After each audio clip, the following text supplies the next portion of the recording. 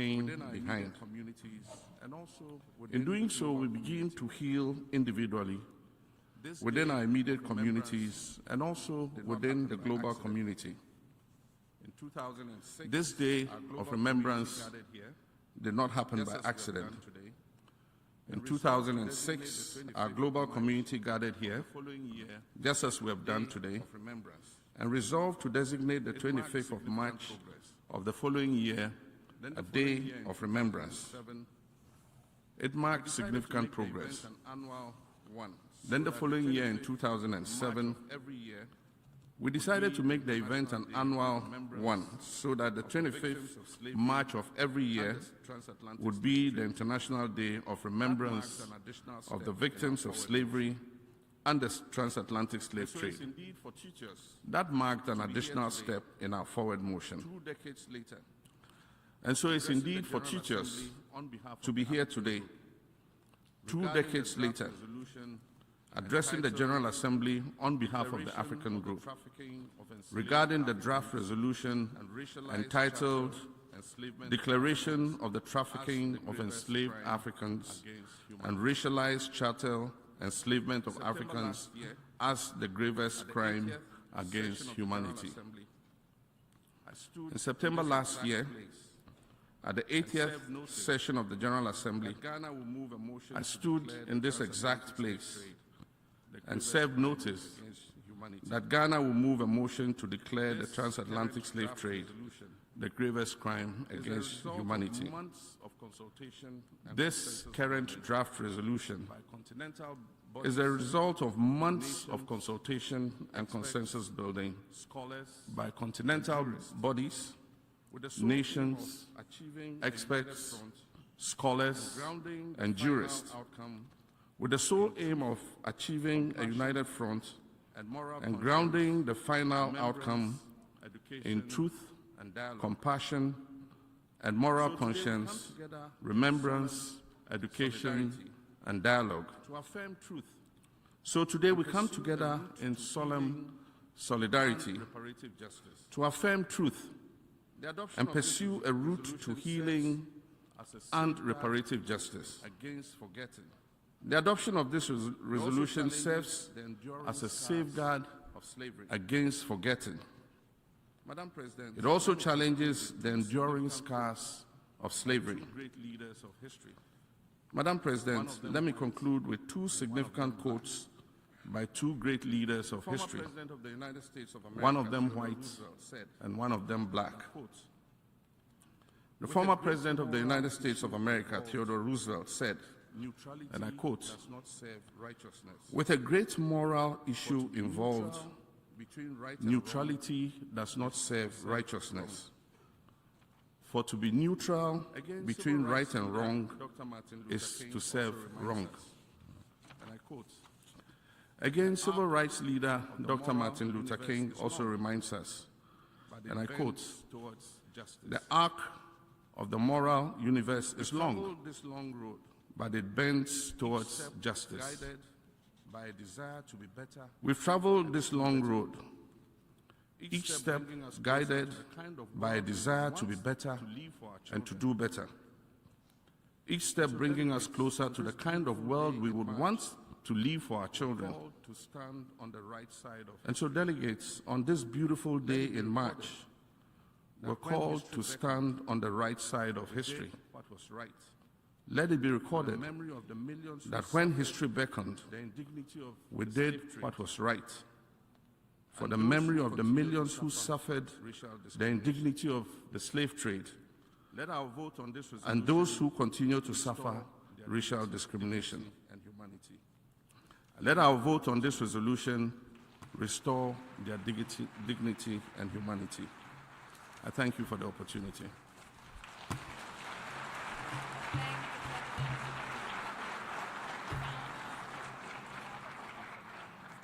I thank the President of the Republic of Ghana on behalf of the African states. I give the floor to the distinguished representative of Lebanon, who will speak on behalf of the Asia-Pacific states.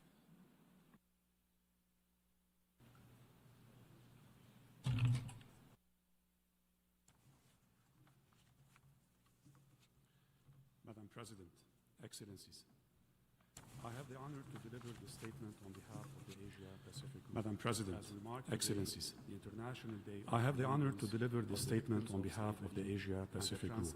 As we mark today the International Day of Remembrance of the victims of slavery and the transatlantic slave trade. As we commemorate this annual United Nations International Observance since 2007, we honor today the memory of the millions of women, men and children who suffered, perished, and endured unimaginable hardship as a result of one of the darkest chapters in human history.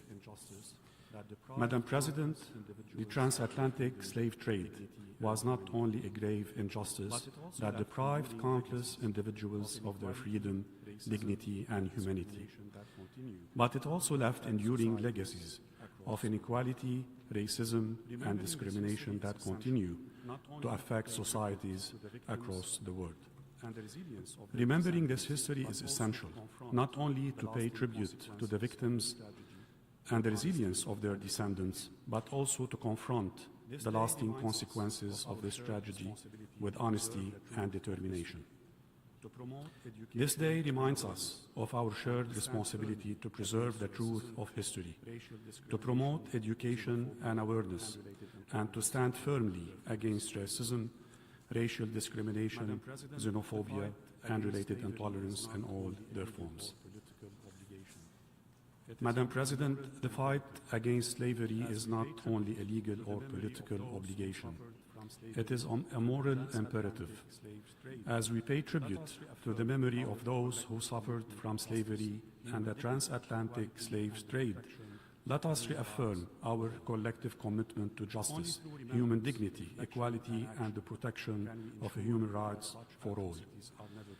Only through remembrance, reflection, and action can we ensure that such atrocities are never repeated, and that the future generations inherit a world grounded in respect, inclusion, and shared humanity. By working together with determination and solidarity, we can bring an end to this injustice and ensure a future where every individual lives in freedom and dignity. I thank you, Madam President. I thank the distinguished representative of Lebanon. I thank the distinguished representative of Lebanon speaking on behalf of the Asia-Pacific states. I give the floor to the distinguished representative of Cuba, who will speak on behalf of the Latin American and Caribbean states. Señora Presidenta, Excelencias, distinguidos delegados y amigos. Tengo el honor de Señora Presidenta, Madam President, Your Excellencies, distinguished delegates, friends, I have the honor to deliver this statement on behalf of the group of Latin American and Caribbean states, GRULAC. We express our deepest appreciation to the President of the General Assembly, Her Excellency Annalena Baerbock, for convening this commemorative plenary meeting, as well as to the Secretary General, His Excellency Antonio Guterres, for his remarks.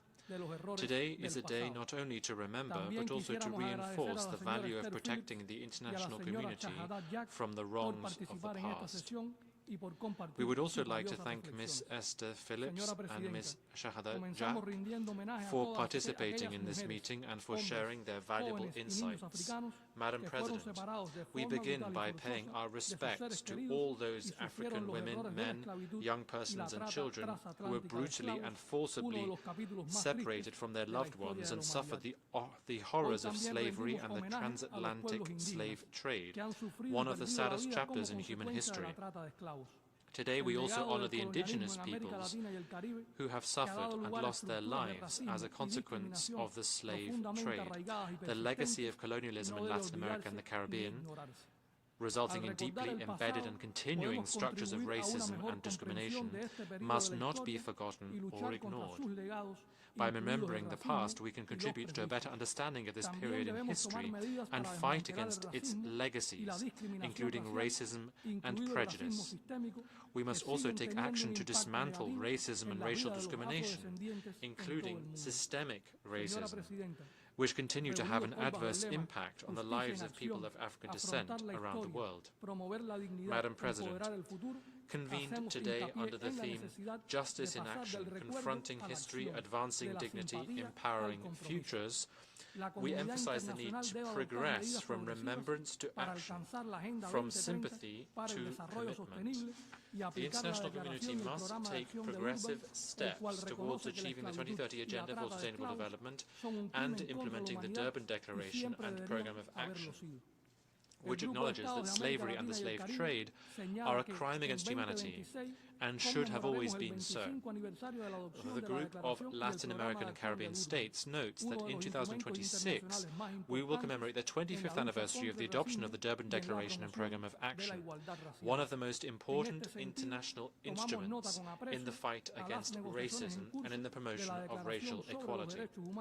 In this regard, we note with appreciation the ongoing negotiations of the Declaration on the Human Rights of People of African Descent as a milestone in the commemoration of this anniversary. The group of Latin American and Caribbean states echoes the Secretary-General's call for reparatory justice and to put in place reparatory justice frameworks to address this terrible history and its legacies. Reparatory justice is essential for repairing the present and building a future founded on dignity and justice. Collective action to advance the just and strong call for reparations is required. The group calls on member states to continue their efforts to integrate a comprehensive understanding of the legacy of the transatlantic slave trade into educational curricula. It is essential that we continue to educate the public, including children and young people, about the history and impact of the slave trade as a way of addressing its legacy and promoting action against racism, racial discrimination, hate speech and prejudice, as well as a means for reconciliation and equality. Those who do not learn from history are doomed to repeat its mistakes. Madam President, today it is imperative that we recognize the legacies of slavery and the fact that slavery and slavery-like practices still persist in the form of structural racism, racial inequalities, underdevelopment, marginalization, and socio-economic disparities affecting Africans and people of African descent throughout the world. The international community cannot stand by and do nothing in the face of such challenges. We must work together to dismantle the transnational criminal structures that perpetuate these and other forms of exploitation and oppression. The legacy of slavery must become a distant memory that will never be repeated. The group welcomes the proclamation of the Second International Decade for People of African Descent, 2025-2034, which will help to intensify our efforts to fulfill our shared commitments to recognition, justice and development for people of African descent. The group reaffirms its support for the initiatives, mandate and valuable work of the Permanent Forum on People of African Descent. Ending slavery's legacy of racism is critical for building a future of dignity and justice. Much remains to be done to achieve the full equality of every individual in our region and throughout the world. We must continue to work together to take progressive steps towards addressing racial discrimination, racism and hate, while mobilizing political will and resources. Let us continue to work towards a world that leaves no one behind. Thank you very much.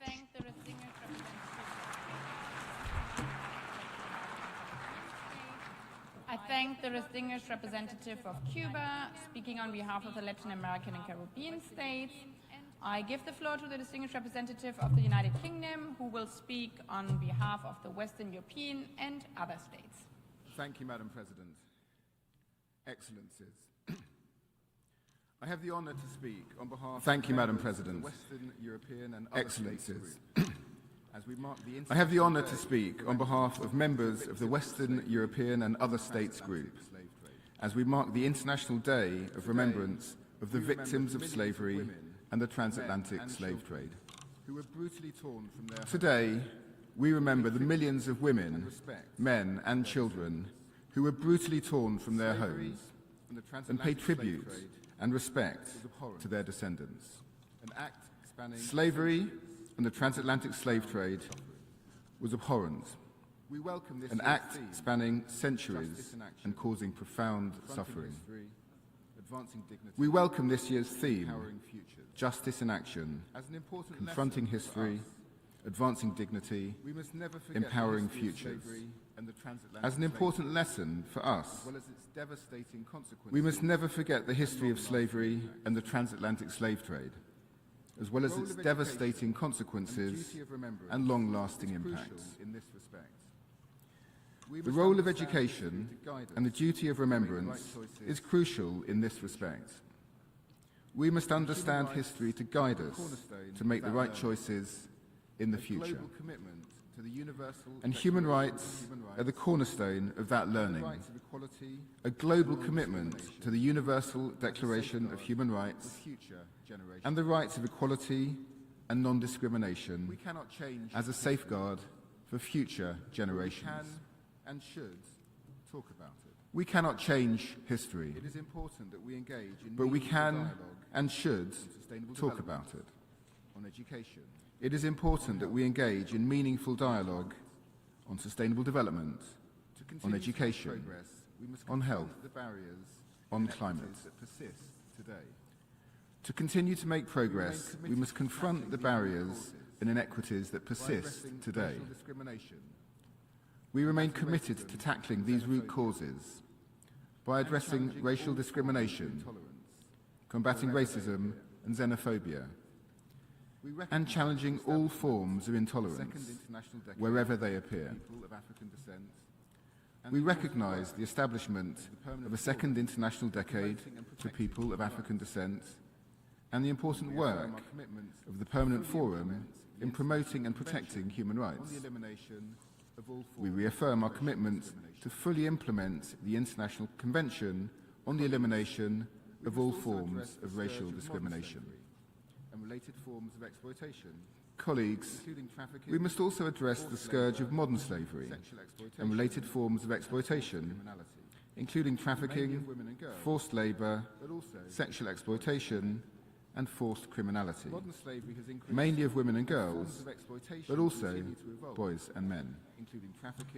Modern slavery has increased and forms of exploitation continue to evolve, including trafficking for forced criminality into online scam operations.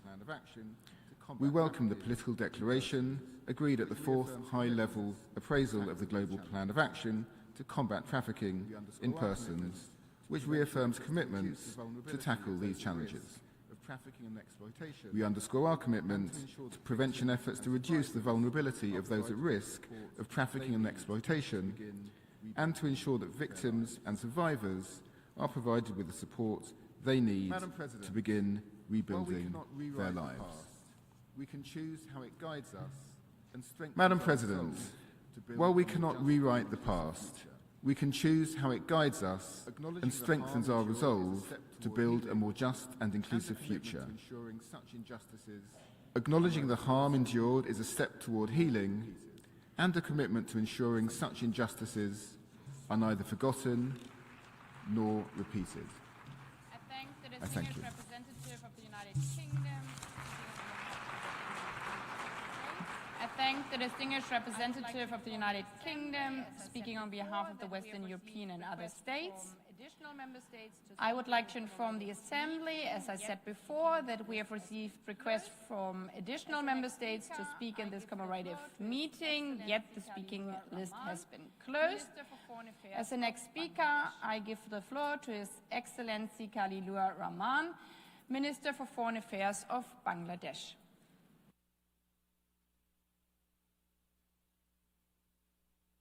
Thank you, Madam President.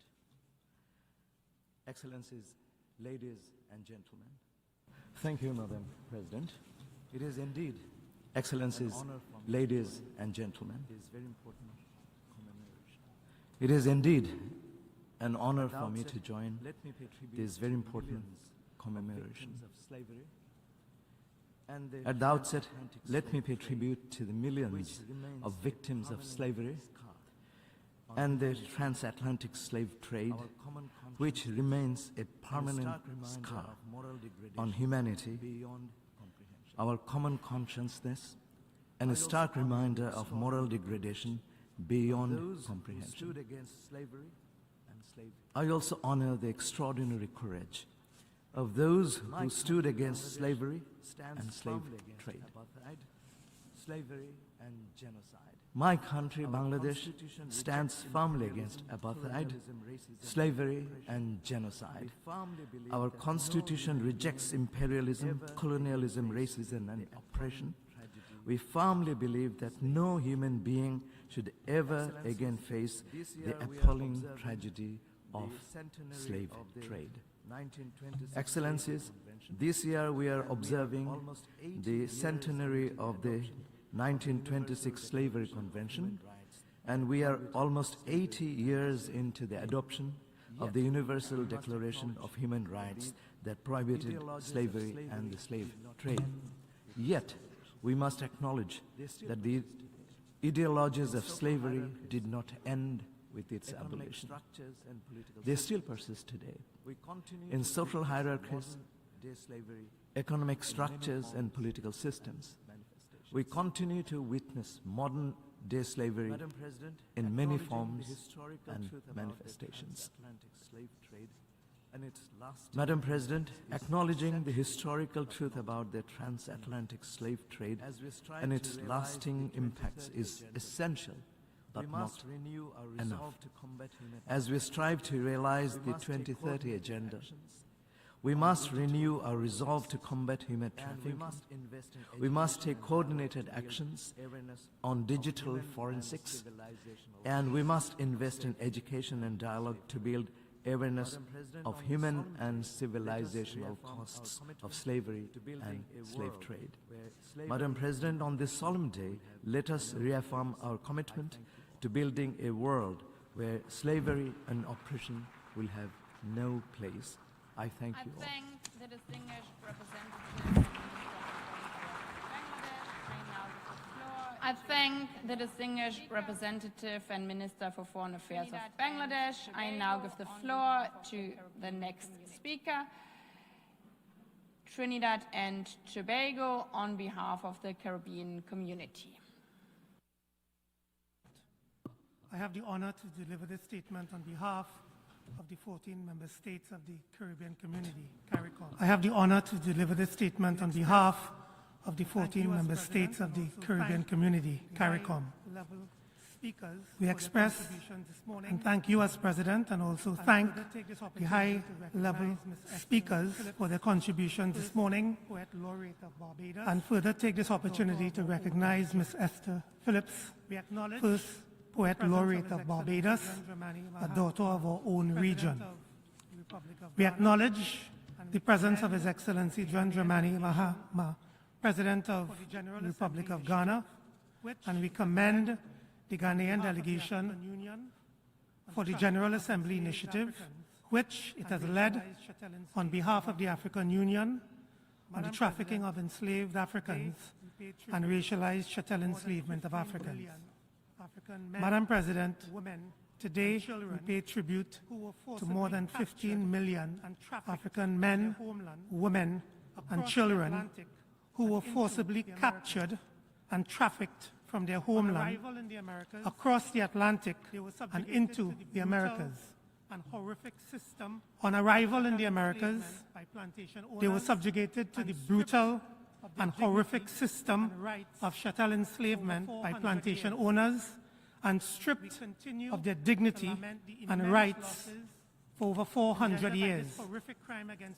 We continue to lament the immense losses engendered by this horrific crime against humanity, including the loss of intangible cultural heritage such as language and religion. We also pay tribute to the millions who died on the journey through the Middle Passage as a result of the unspeakable conditions to which they were subjected, and to those who chose death over a life of bondage. The Ark of the Return, the permanent memorial to honor the victims of slavery and the transatlantic slave trade here at the United Nations headquarters, stands as a solemn reminder of those atrocities, their enduring legacies, and the responsibility we bear to confront them with honesty and resolve. CARICOM believes it is imperative to shed light on the past as a way of not only acknowledging history and truth, but also confronting it and understanding its continuing implications, though many decades have passed. We therefore remain strong advocates for comprehensive education and awareness to improve knowledge and understanding of the transatlantic slave trade. Madam President, we use this occasion to also pay homage to our forebearers who resisted oppression and fought for their freedom and rights. Their victory over their colonial oppressors paved the way for the exercise of the right to self-determination and for us to develop our free societies and our people. Their uprisings, revolutions, and resistance movements changed the course of history, championing, in the face of oppression, their conviction that human rights and dignity belong not to a select few, but to all. The transatlantic slave trade constituted a crime against humanity and has left behind deep and persistent wounds in our societies. A significant number of citizens of CARICOM member states are people of African descent. Today, the legacies of this brutal era continue to manifest in our lives and societies, contributing to factors that drive high national debt, persistent poverty, psychological and generational trauma, health challenges, and certain social ills. Slavery and the transatlantic slave trade also ingrained in societies across the world the false doctrines and ideas of racial superiority, entrenching the scourge of racism and racial discrimination against Africans and people of African descent, which remains as one of the most egregious legacies of this period. This year, as we commemorate the 25th anniversary of the Durban Declaration and Program of Action, we do so in acknowledgement of the persistent challenges we face in eradicating racism and racial discrimination across the globe. Member states must work collectively to address this problem. If not meaningfully addressed, the legacies of the transatlantic slave trade will continue to hinder the progress of people of African descent across the world. We have a responsibility to ensure that people of African descent are not left behind. CARICOM calls for the repatriated justice is firmly grounded in the region's 10-point plan of reparatory justice, which elaborates a pathway to securing justice for victims of crimes against humanity, the atrocities and exploitation of colonialism, and the enduring legacies thereof. CARICOM also welcomes the convening of the 5th session of the Permanent Forum of People of African Descent to be held in Geneva in the coming month, and we encourage the active participation of member states. Madam President, as we reflect on this commemorative day, let us do so with a view to not only acknowledging the past, but to developing the necessary pathways to secure a better future for all, grounded in our resolve to create a more fair, equal, and just world for current and future generations. I thank you, Chair. Trinidad and Tobago. I thank the distinguished representative of Trinidad and Tobago. On behalf of the Caribbean community, I now give the floor to the distinguished representative of the European Union on behalf of the EU and its member states. Madam President, Excellencies, ladies and gentlemen, I have the honor to speak on behalf of the European Union and Excellencies, ladies and gentlemen, I have the honor to speak on behalf of the European Union and its member states. The candidate countries North Macedonia, Montenegro, Serbia, Albania, Ukraine, the Republic of Moldova, Bosnia and Herzegovina, and Georgia, as well as Armenia, Andorra, and San Marino, align themselves with this statement.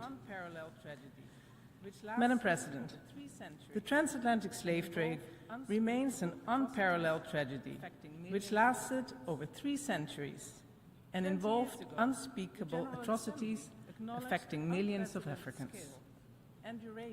20 years ago, the General Assembly acknowledged the unprecedented scale and duration of the atrocities of slavery and the slave trade, condemning with the strongest words these human rights violations. The EU and its member states are actively engaged across all relevant fora to make progress on this issue. And we demonstrated our commitment through concrete domestic and international action. While the wrongs of the past cannot be undone, we must learn from them and strive to redress their enduring consequences in full adherence to international law by dismantling barriers and addressing the disparities that still prevent the full and equal participation of descendants in all aspects of society. We must continue to support efforts to shed light on the history of slavery and the transatlantic slave trade, as well as their causes, devastating consequences, and long-lasting impacts. We also acknowledge that more must be done to take into account the consequences of the transatlantic slave trade. This demands collective effort, rooted in a shared commitment to remembrance, and the need to continue combating slavery in its contemporary forms. The EU and its member states remain open to every meaningful opportunity that fosters consensus and unity on this important matter. Still today, despite universal prohibition, slavery and slavery-like practices in the form of trafficking of persons for criminal or political purposes and other forms of modern slavery persist and constitute flagrant and daily violations of human rights. The EU is firmly committed to eradicating these abhorrent practices and actively works to eradicate slavery in all its forms, through both legal frameworks and policies. The EU's Charter of Fundamental Rights enshrines the right to human dignity with the prohibition of slavery, forced labor, and trafficking in human beings. The EU regulation on prohibiting products made with forced labor reinforces this stance, enabling us to remove such goods from our single market, whether they are produced domestically or imported. Additionally, we actively support the International Labour Organization's fundamental conventions on forced labor, which are integrated into many of our trade instruments. In parallel, the European Union supports the international fight against racism and racial discrimination in all their forms, and is committed to the full implementation of the International Convention on the Elimination of All Forms of Racial Discrimination. We will continue implementing global initiatives such as the Durban Declaration and Programme of Action, which marks its 25th anniversary this year.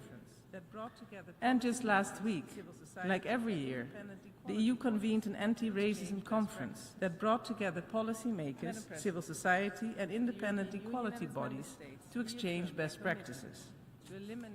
Madam President, the European Union and its member states reaffirm their commitment to eliminating all forms of modern slavery and building a just and equal society for all, where dignity and human rights are respected and protected.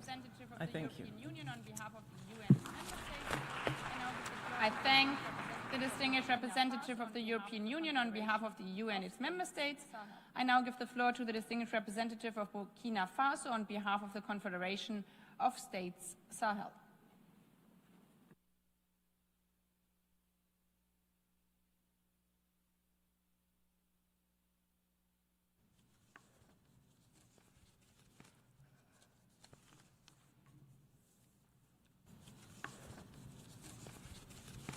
Excellences, Madame la Présidente de l'Assemblée Générale, Excellences, John Dramani Mahama, Madame la République du Ghana, Your Excellency, Madam President of the General Monsieur le Assembly, Secrétaire Général, Mesdames et Messieurs, Dramani Mahama, j'ai l'honneur President of the de Republic of délivrer Ghana, cette déclaration Secretary au nom General, des pays membres de la Confédération ladies and des États du gentlemen, Sahel, I à have the honor savoir le to Mali, deliver the le statement Niger on et behalf le of Burkina the Faso. member countries of the En prenant la Confederation of States parole of Sahel, en ce namely jour de Mali, commémoration Niger, de l'abolition de l'esclavage et du commerce Burkina transatlantique, Faso.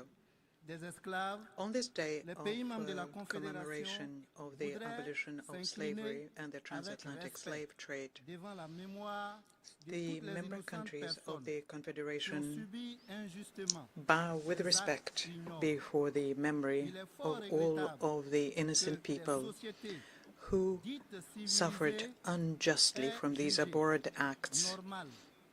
It is deeply regrettable that society is calling themselves civilized, deemed it normal at a certain point in their history to systematically reduce other human beings to the status of things, to torture them, to sell them, to deprive them of all dignity, and to deny them their humanity.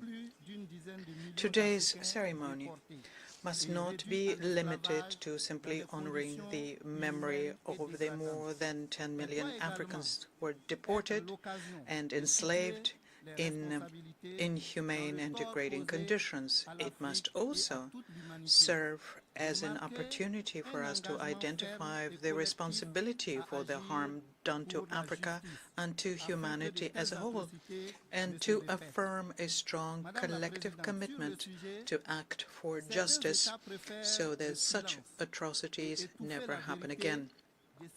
Madam President, on this subject, some states prefer silence and prefer to suffocate the truth about these macabre events. At the time when a series of measures are brought into being to recall and commemorate other human tragedies, sometimes of far lesser magnitude, the Confederation of Sahel States believes, on the contrary, that the truth must be brought to light and the reparations must be pursued. And the current context calls for this, as certain nations continue to treat Africa as a private domain, to the point where their parliamentarians, like the slavers of yesterday who decided on the fate of millions of Africans, now presume to legislate on the internal affairs of the sister country with the Republic of Niger. The Confederation condemns the pseudo-humanistic and neo-colonialist posture, which reflects a logic of mercantilist and imperialist exploitation of the continent. Indeed, there is a common thread between the slavery and transatlantic trade of the past and the terrorism plaguing the Sahel today, namely in the enrichment of colonial and imperial powers on one side and the impoverishment and the fragmentation of Africa on the other. In the past, these powers built their economies by draining Africa of its human labor.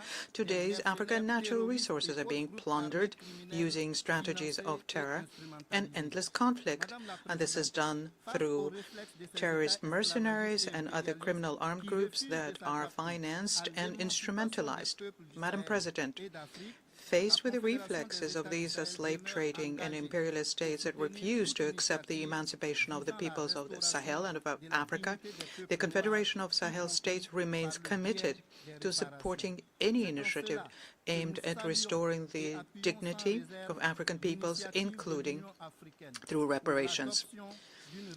We therefore welcome and fully support the initiative of the African Union to adopt a resolution which categorizes slavery and the transatlantic slave trade as the gravest crime against humanity. We also take this opportunity to thank Ghana for so eloquently voicing the continent's position on this question, and we express our deep gratitude to His Excellency John Dramani Mahama, President of Ghana. I thank you.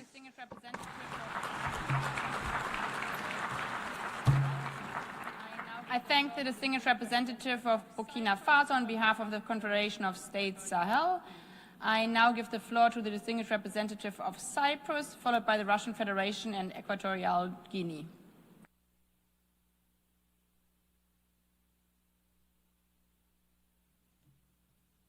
Thank you, Madam President, Excellencies, ladies and gentlemen.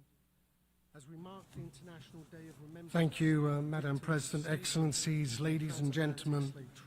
As we mark the International Day of Remembrance of the victims of slavery and the transatlantic slave trade, Cyprus joins the international community in condemning these crimes against humanity and honouring the memory of the many millions of enslaved Africans who endured untold suffering and injustice during one of humanity's darkest chapters.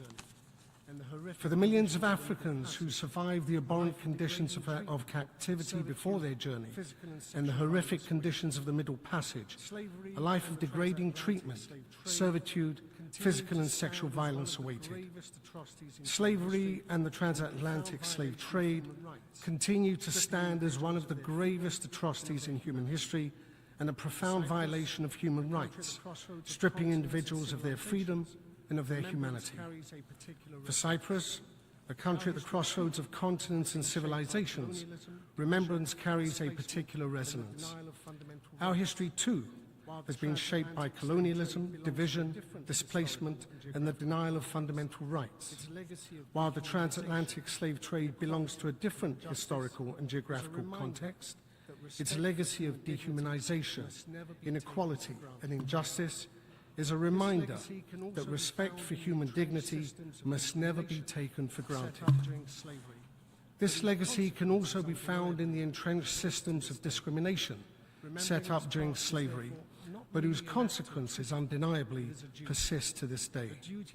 Remembering this past is therefore not merely an act of tribute, it is a duty to acknowledge truth, to educate future generations, and to confront the enduring legacies of racism and exclusion wherever they arise. Madam President, on this day, we reaffirm our commitment to upholding the principles that bind us as an international community: respect for human dignity, equality, and justice. We must continue to fight against racism, racial discrimination, xenophobia, and all forms of intolerance, and to promote inclusive societies. Remembrance must go hand in hand with action. By preserving historical memory and strengthening our collective resolve, we can ensure that the suffering endured by millions is neither forgotten nor repeated. Let us honour the victims of slavery and the transatlantic slave trade not just with words, but with a renewed commitment to building a future where the rights and dignity of every person are fully protected and respected. I thank you. I thank the distinguished representative of Cyprus. I now give the floor to the distinguished representative of the Russian Federation.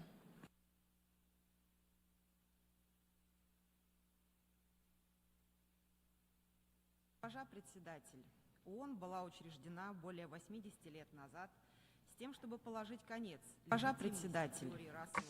Madam President, the UN was established more than 80 years ago, and the purpose was to end the legitimacy of the racial supremacy theory and to confirm faith in the worth and dignity of a human being, in the developing of friendly relations between nations on the basis of the principle of equality and self-determination. We should not forget that during the horrible era of colonialism, what was the norm was a merciless exploitation of people from Africa, treating them as chattel. It is notable that it was the colonial policy and practice which expressed itself in slave trade, apartheid, and other forms of racism, was the source and feeding ground for Nazism, which launched the most horrid world war in the history of humankind. The scope of slave trade, including the transatlantic slave trade, were so huge that it's very difficult to take them in and assess. The same applies to the burden which the era of colonial conquest placed on the development of the African continent. It was in Africa that the first genocides of the 20th century took place. Nonetheless, the subjugators to date have not apologized to these people who suffered, much less pay their material compensation for inflicting intergenerational trauma. Russia played a key role in adopting in 1960 at the UN of the Declaration on the granting independence to colonial countries and peoples, and extended every assistance to the Africans in their struggle of national liberation, creating their statehood and economy, ensuring their defense, preparing their national specialists. laud the way they broke colonialism, and we pay a great deal of attention to reparatory policy of the continent, and we intend to work together with our African friends on this, including through the Russia-Africa Partnership Forum. The issues of eradicating colonialism and neo-colonialism were at the core of the discussions that took place during the second Russia-Africa Ministerial Conference in Cairo in December last.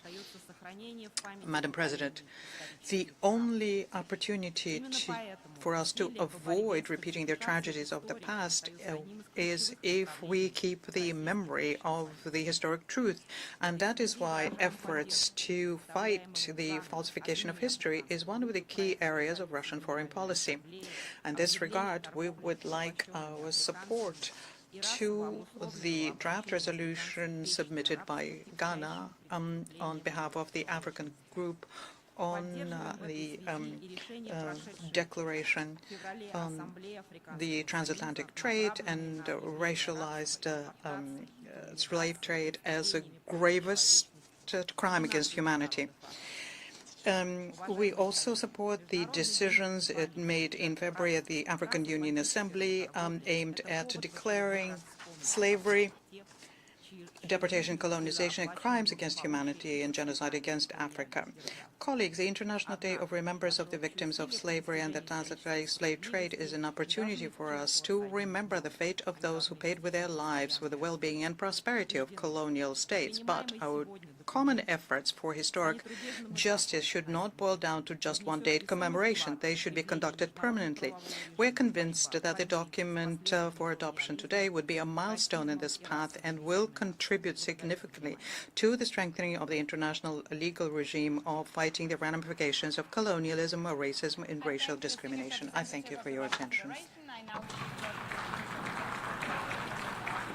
I thank the distinguished representative of the Russian Federation. I now give the floor to the distinguished representative of Equatorial Guinea.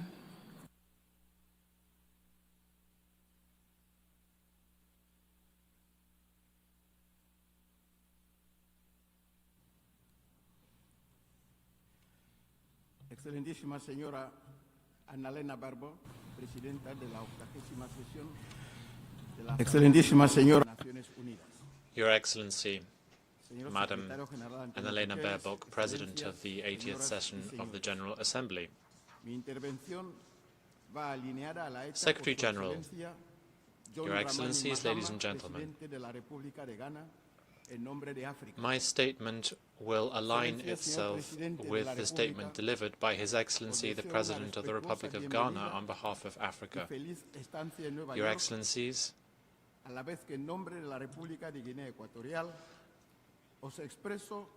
President of Ghana, we would like to welcome you to New York and thank you for your statement on behalf of Equatorial Guinea. We would like to express to you our recognition for being here with us today at the General Assembly as we commemorate this important event, the commemoration of the International Day of Victims of Slavery and the Transatlantic Slave Trade. President, your presence here shows how important this event is for Africa, and it bears witness to the tireless efforts that Your Excellency has been making to ensure that the international community and this General Assembly can finally acknowledge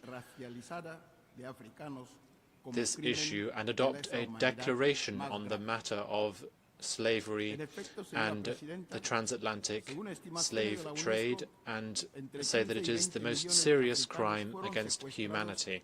Indeed, President, according to UNESCO, between 15 and 20 million Africans were kidnapped and transported against their will from Africa towards North, Central and South America for some 400 years. Many died during their voyage. This widespread deportation effort and the subsequent effects has been considered to be one of the most heinous violations of human rights in the history of humanity. In adopting this declaration and through the relevant resolution, it will now be considered to be the most serious crime against humanity. The effects of this horrendous crime can still be seen in Africa, and the legacy of this continues to have repercussions today in the lives of persons of African descent around the world. Madam President, recognizing the past and building a future of dignity and justice, the theme for this commemoration should lead us to take stock and to think about the sad, shameful legacy that was inflicted upon Africans. Those humans who were subjected to these crimes had little choice. Their only desire was not to die. On this day of commemoration, the Republic of Equatorial Guinea pays tribute to the some 5 million black women and men who were lost in the context of slavery. We pay tribute to all of those valiant fighters from many countries, Jamaica, Haiti, Peru, and the entire diaspora who were affected by these heinous crimes. Madam President, I would like to pay tribute to all of those who were able to build a memorial to honor the memory of those who perished in the context of the transatlantic slave trade, to honor all of those who paid with their lives. The President of Equatorial Guinea has also made a significant contribution to these memorial efforts. I conclude this statement, Madam President, by saying that we are all part of one family, one large family, which is the family of humanity. Within this family, there can be no place for discriminatory treatment against anyone.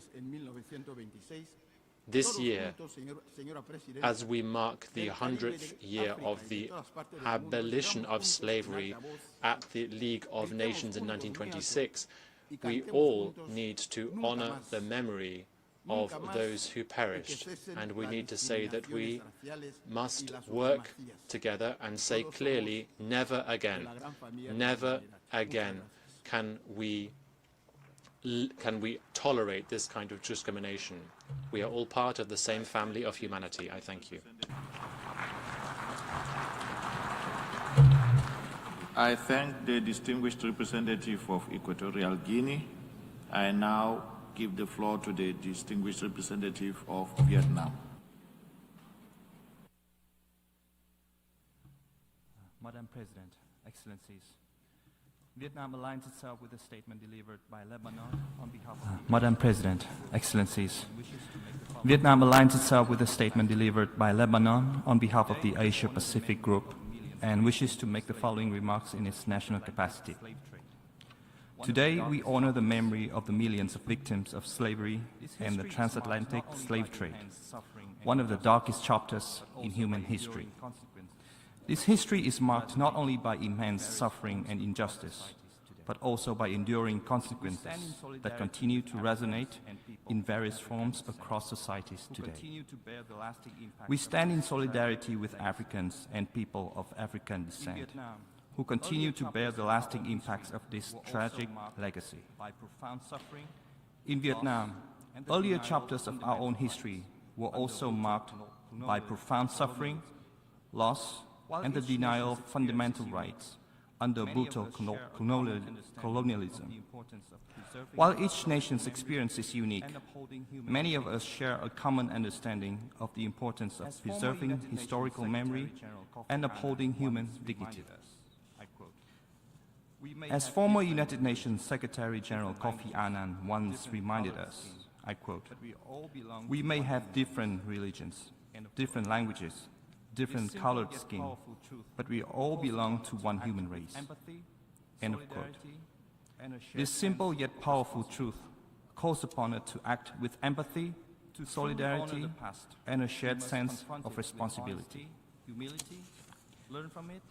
To truly honor the past, we must confront it with honesty, humility, learn from it, and translate remembrance into meaningful action. Justice is not only about reckoning with history, it is about the choices we make today. To that end, we must uphold international human rights framework, including the Universal Declaration of Human Rights and the International Convention on the Elimination of All Forms of Racial Discrimination. We must also invest in education, promote dialogue and cooperation, and address the lasting consequences of slavery and the slave trade, including through resolute efforts to combat racism and discrimination in all its forms. Honoring the past must guide us towards a more just and inclusive future for all, where dignity is protected, equality is realized, and such tragedies are never repeated. I thank you.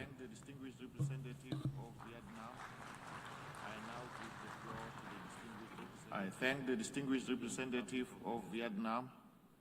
I now give the floor to the distinguished representative of the Bolivian Republic of Venezuela.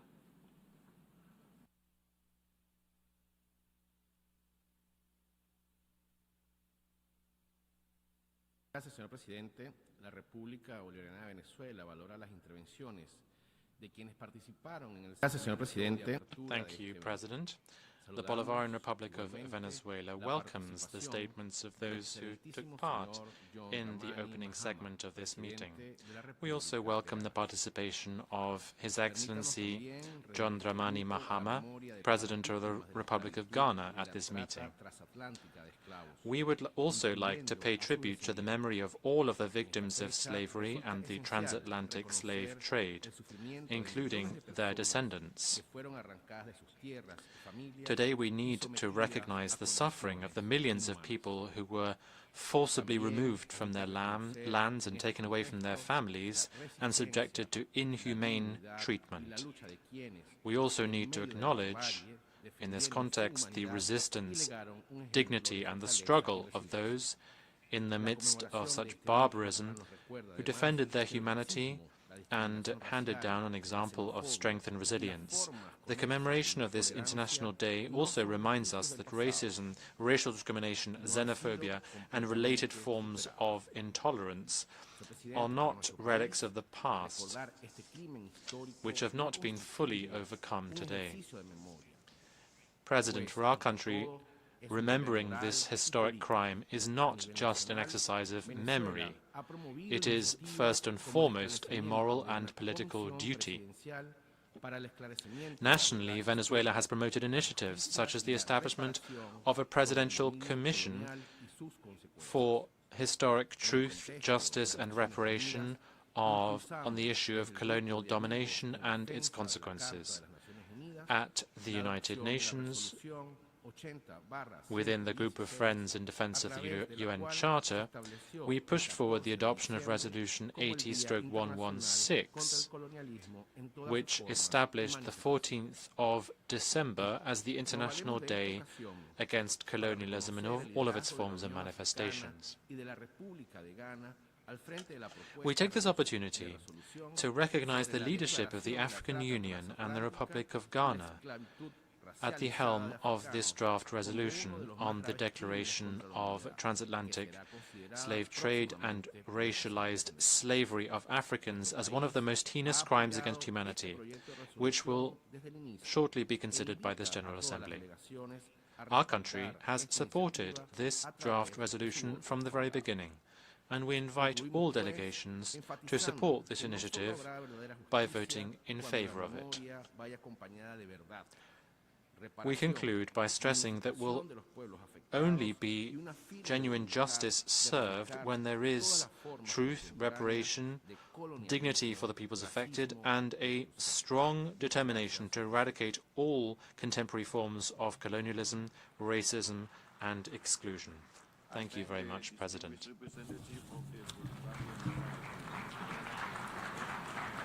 I thank the distinguished representative of the Bolivarian Republic of Venezuela. I now give the floor to the distinguished representative of France.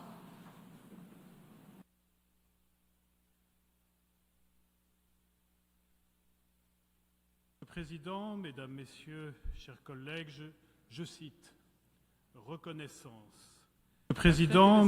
President, ladies and gentlemen, distinguished colleagues, I quote, recognizing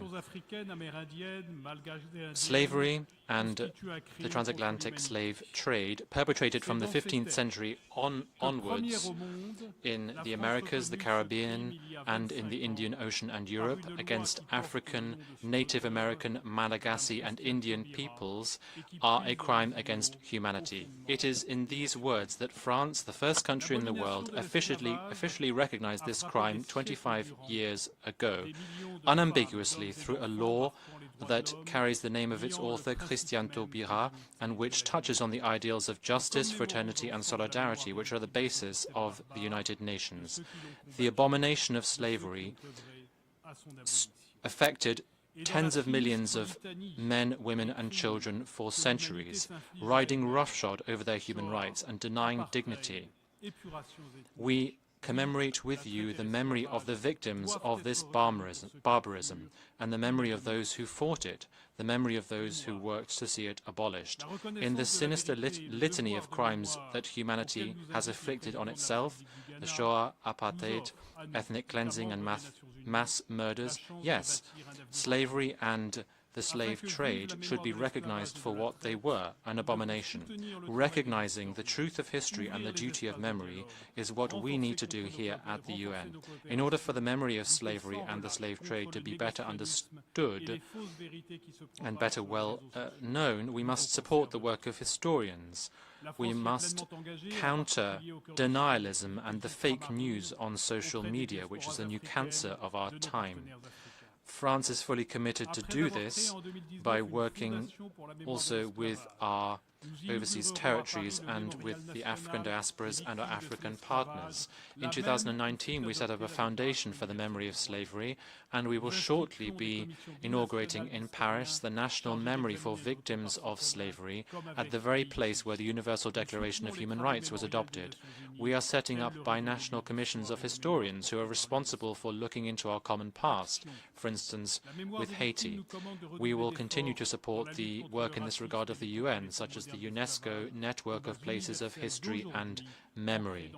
We must redouble efforts to combat racism and modern forms of slavery, which are universal struggles. We must enforce the International Convention on the Elimination of All Forms of Racial Discrimination, and we must continue this struggle even in the digital domain where hate speech can flourish. At a time when forced labor, domestic slavery, sexual exploitation, and migrant trafficking are rife, we need to ensure respect for the relevant ILO conventions and the UN Convention on Transnational Organized Crime. France supports the drafting of an international convention in this domain. President, the duty of civilization means that we must unashamedly combat the instincts of violence and destruction that humanity can harbor. Remembering the horrors of slavery and the slave trade is not just honoring the memory of the victims, it is also protecting the world and humanity. I thank you.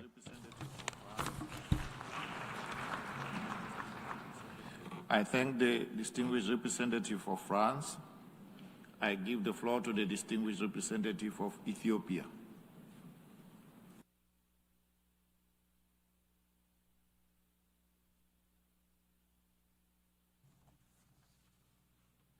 Thank you, Mr. President, Excellencies, distinguished delegates. I thank the President of the General Assembly. Thank you, Mr. President, Excellencies, distinguished delegates. I thank the President of the General Assembly for convening this important meeting. My delegation aligns itself with the statement delivered by Ghana on behalf of the Africa Group. Ethiopia joins the international community in solemn remembrance of millions of African men, women, and children who were subjected to the horrors of slavery and the transatlantic slave trade. This day stands as a reminder of the gravest crime against humanity and historical injustices. The tragedy of slavery stripped generations of their humanity. The transatlantic slave trade and colonialism represent two of history's most extensive crimes against humanity, leaving legacies that continue to adversely influence Africa's contemporary socio-economic landscape and development trajectory.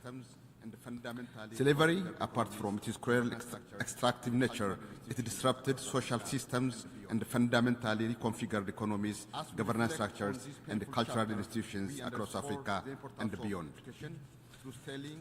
As we reflect on this painful chapter, we underscore the importance of education, truth-telling, and the preservation of historical memory.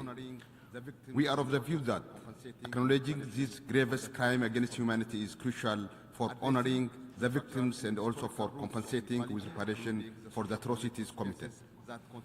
Addressing the structural and historical roots of inequality, including the socio-economic consequences that continue to affect people of Africa and African descent particularly, is important.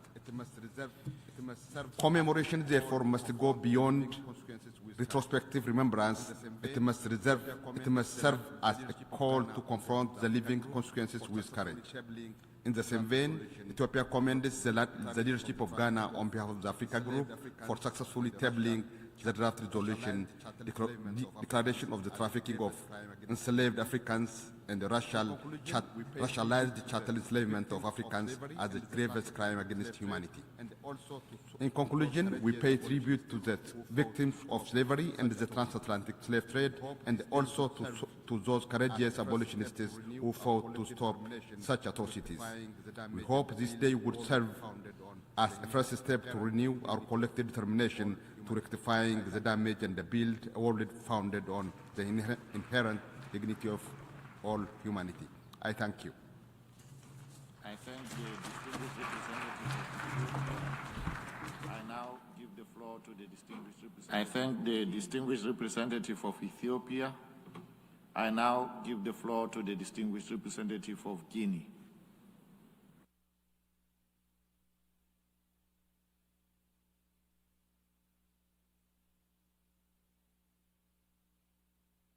Monsieur le Président, Excellences, Mesdames et Messieurs, la délégation s'aligne sur la déclaration faite au nom du groupe africain.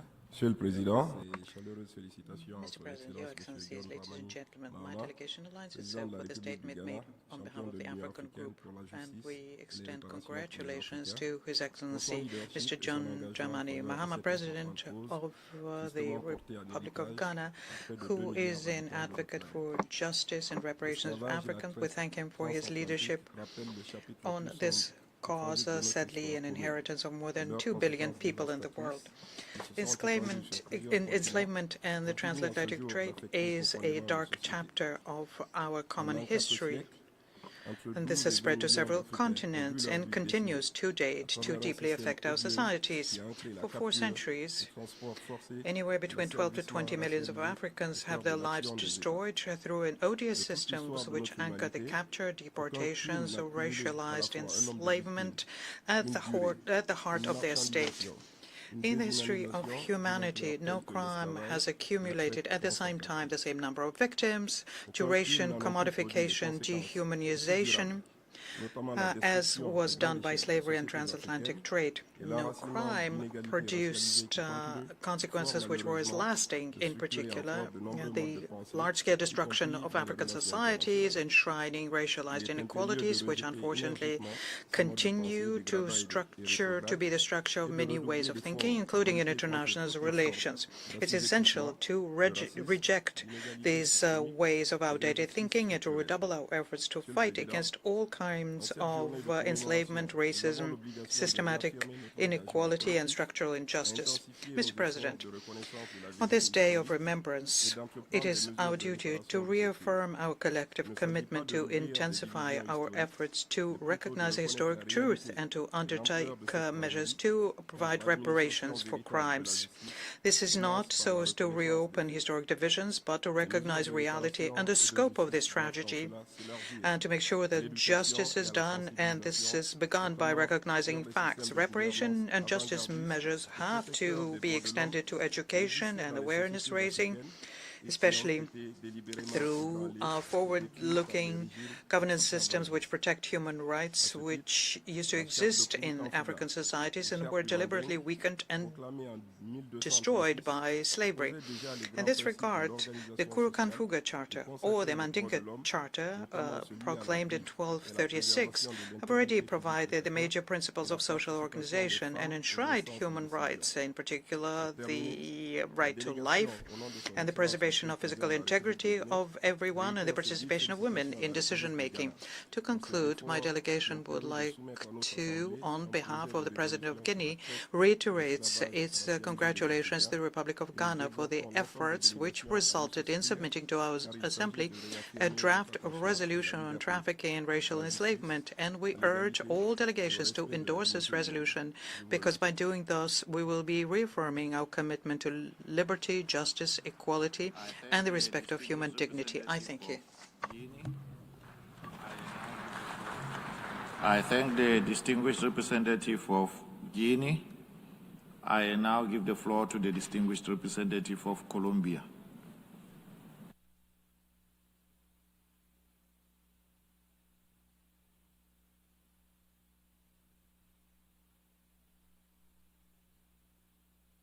Señora Presidenta, Colombia le agradece por convocar esta sesión plenaria conmemoratoria. Señora Presidenta.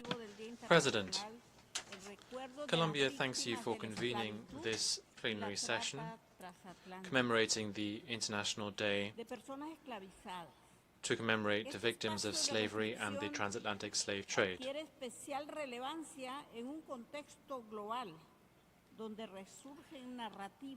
This forum is particularly relevant within a global context where there are narratives that are resurging that aim to deny the past, to play down its effects, or to dehumanize people based on race, gender, sexual orientation, nationality, or religion. I would like to quote President Gustavo Petro: "There is just one humanity, and we can overcome the current problems of our time, the climate crisis and poverty, by beginning with a dialogue between civilizations who acknowledge their differences." Slavery, the transatlantic slave trade, and colonialism are matters that left scars that still remain. In Colombia, we are well aware of the significance of these issues. They are part of our identity, our struggles, and our commitments. Indeed, confronting history means that we must assess the past honestly to identify discriminatory structures that still persist, and we need to work together to dismantle them. In this regard, Colombia welcomes the declaration that Ghana has proposed, and we decided to support it as an expression of our commitment to historic justice and to ensure that persons of African descent can fully claim their rights. In order to advance with dignity, we need to acknowledge the ways and forms of exclusion that particularly affected indigenous peoples and persons of African descent, migrants, women, and other historically marginalized people. Recognizing these realities is an essential step to move towards public policies and international frameworks that can promote dignity, meaningful equality, and justice for everyone. In addition, empowering futures means that we need to beef up multilateral mechanisms and cooperation mechanisms to close the gaps and also to rethink how we relate with each other as regions and as peoples. With this in mind, Colombia convened the high-level forum between ECLAC and Africa that was held in Bogota, where we started a bi-regional conversation on how we can redesign our means of cooperation, trade, mobility, and knowledge. That meeting showed that in spite of our differences, we are just one humanity, and our regions can build joint solutions to achieve sustainable development, historic justice, digital equality, health, the energy transition, and can strengthen our institutions. Thank you very much. I thank the distinguished representative of Colombia. I now give the floor to the distinguished representative of Haiti.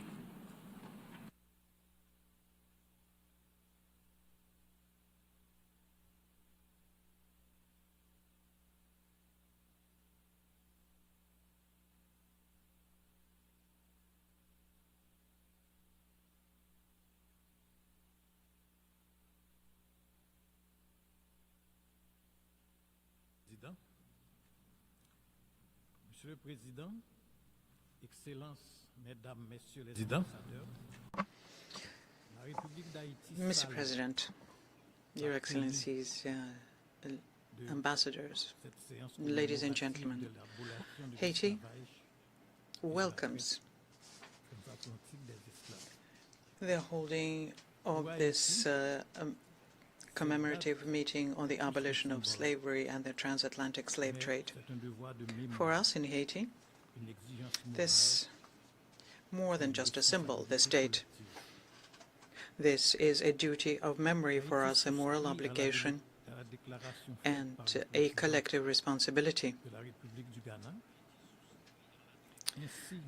We fully align ourselves with the statement made by the President of the Republic of Ghana and with the statements made by GRULAC and CARICOM. Mr. President, there are silences that carry across centuries, silences heavy with chains, with suffering and shattered lives. Today,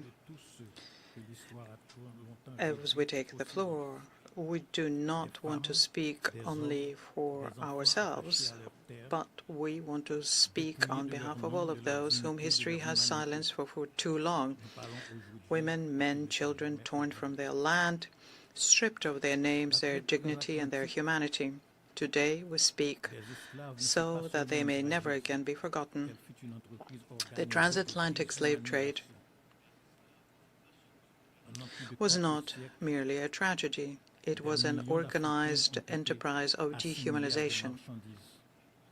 For more than 4 centuries, millions of Africans were reduced to the status of merchandise. Bodies were chained, lives were just numbers, existences were denied, and yet, even in deepest darkness, human dignity never disappeared.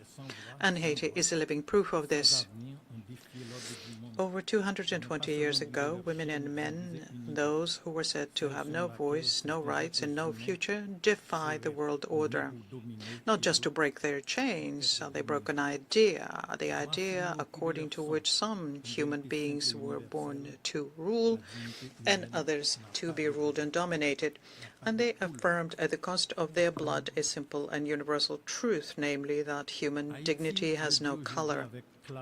La lutte contre le racisme ne peut être productive que si elle s'accompagne de justice. And Haiti says today very clearly that our fight against racism cannot be candid and sincere unless it's accompanied by justice. And every time a child crosses a border in fear, every time one life is deemed less worthy than another, every time history is forgotten, it's a part of the same tragedy which continues.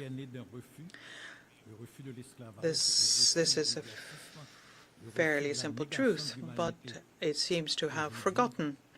Haiti was born out of rejection of slavery, rejection of racism, rejection of the denial of humanity. And today it stands before you with an unbroken conviction.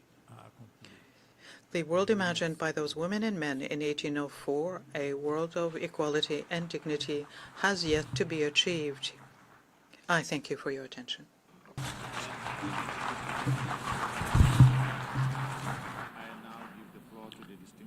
I thank the distinguished representative of Haiti. I now give the floor to the distinguished representative of Namibia.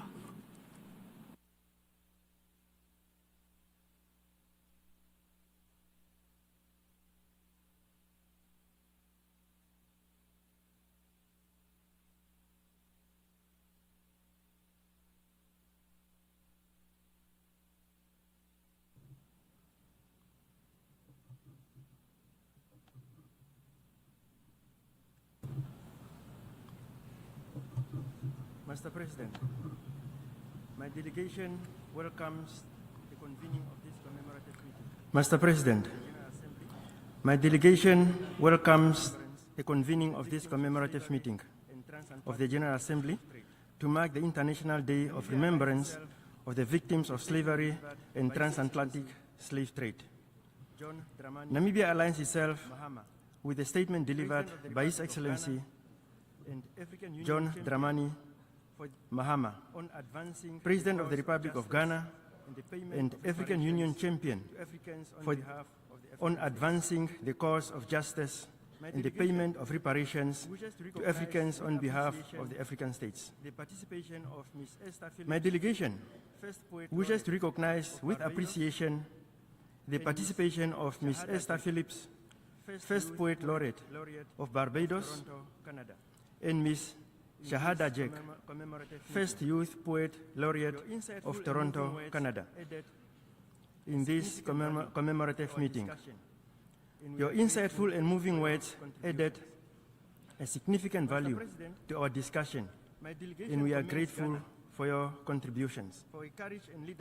Mr. President, my delegation commends Ghana for a courage and leadership in advancing our shared commitment to addressing historical injustices committed against Africans and the people of African descent through transatlantic enslavement, colonialism, and apartheid, as well as the inequities that persist in the international economic and political orders. We recall that the atrocities of slavery, the slave trade, colonialism, apartheid, racial segregation, subjugation, and the exploitation of resources denied and violated the humanity and dignity of Africans and people of African descent. Their legacies are not confined to the past, as their social, economic, and cultural consequences continue to be experienced to this day. This year's commemoration is particularly significant due to the introduction of the resolution declaring the trafficking of enslaved Africans and racialized chattel enslavement of Africans as a gravest crime against humanity. This resolution offers the international community a collective moment of reflection on enduring legacies of slavery and affirms the African Union's commitment to reparatory justice, historical accountability, and healing of Africans and for the people of African descent. Excellencies, although the international community formally committed itself over a century ago to end slave trade, including through decolonization efforts and the codification of human rights, justice remains incomplete. In particular, gaps persist in legal accountability for colonial wrongs, and in addressing the transgenerational social, economic, and cultural harm inflicted on our peoples, communities, and countries. This resolution, therefore, represents an important multilateral step in advancing truth, remembrance, learning, and collective moral responsibility, while keeping open pathways for continued dialogue on reparatory justice. I thank you. Distinguished representative of Namibia. I now give the floor to the distinguished representative. I thank the distinguished representative of Namibia. I now give the floor to the distinguished representative of Nigeria.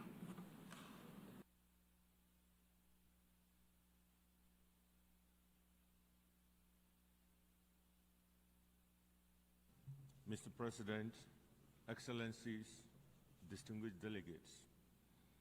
Nigeria aligns Mr. President, Excellencies, distinguished delegates. By His Excellency, Nigeria aligns itself with the statement delivered by His Excellency John Dramani Mahama, President of the Republic of Ghana, on behalf of the African Group and for his leadership in the discourse on this important issue.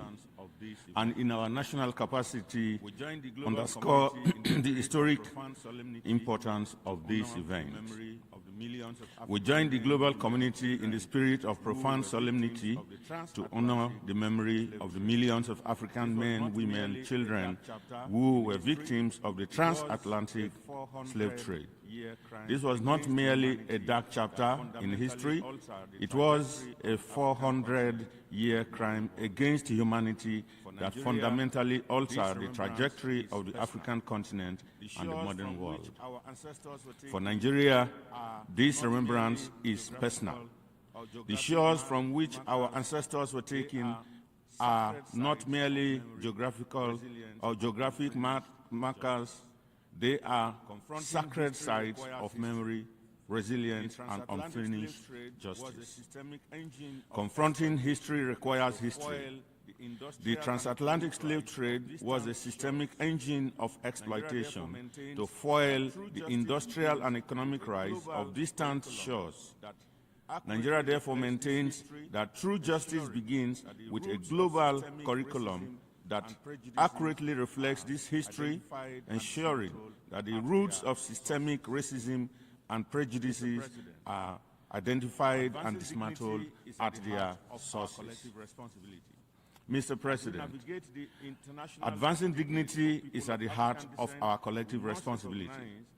As we navigate the international decade for people of African descent, we must recognize that the broken bones of slavery have manifested in modern society in systemic marginalization and racial profiling.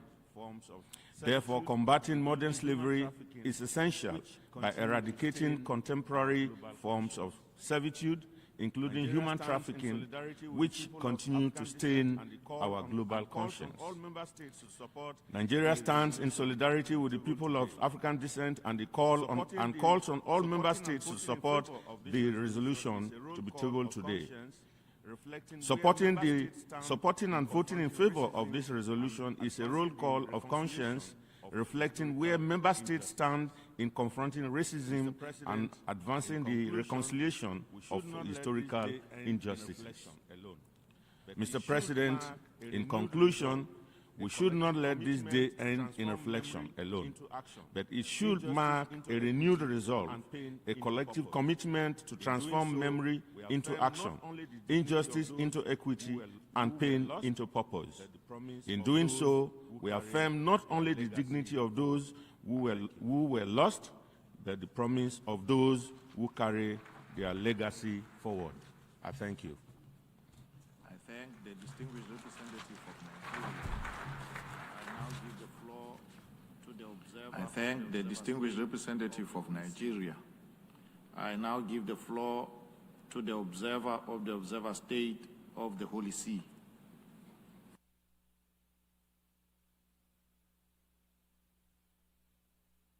President, on this International Day of Remembrance of the Victim of Slavery and the Transatlantic Slave Trade, on this International Day of Remembrance of the Victim of Slavery and the Transatlantic Slave Trade, the Holy See delegation joins others in honoring the memory of the millions of people who were victims of enslavement. The Holy See unequivocally condemns slavery, including in its modern forms. The call for remembrance today is a reminder to all states of their duty to uphold historical truth and ensure legal accountability. As Pope Leo stated, since apostolic times, the Church has seen the liberation of the oppressed as a sign of the kingdom of God. This mission of liberation has continued throughout the centuries through concrete actions, especially when the tragedy of slavery and imprisonment has marked entire societies. These convictions have been expressed in numerous papal documents. For example, as early as 1435, Pope Eugene IV condemned the enslavement of the inhabitants of the Canary Islands and excommunicated those who refused to free them. Subsequently, in 1888, Pope Leo XIII condemned slavery as contrary to the Christian values, recalling that God, having created man a reasonable being, and after his own likeness, he wished that he should rule only over the brute creation and not be the master of man. Mr. President, the draft declaration under consideration contains a partial narrative, which regrettably does not serve the cause of truth. Historical memory, when based on accurate and impartial historical information, together with education and awareness raising, plays a fundamental role in preventing the recurrence of such grave scourges of humanity. At the same time, it is important to reaffirm that under international law, modern slavery constitutes a crime against humanity when committed as a part of a widespread or systematic attack directed against a civilian population. Therefore, the Holy See reaffirms that no one should be held in slavery or servitude as set out in the Universal Declaration of Human Rights. Mr. President, allow me to conclude with the words of Pope Leo, who reminded us that the freedom that Christ gave us is not only interior, it manifests itself in history as love that cares for and frees us from every bond of slavery. Thank you. I thank the observer of the Observer State of the Holy See. I now give the floor to the observer of the International Authority on Development.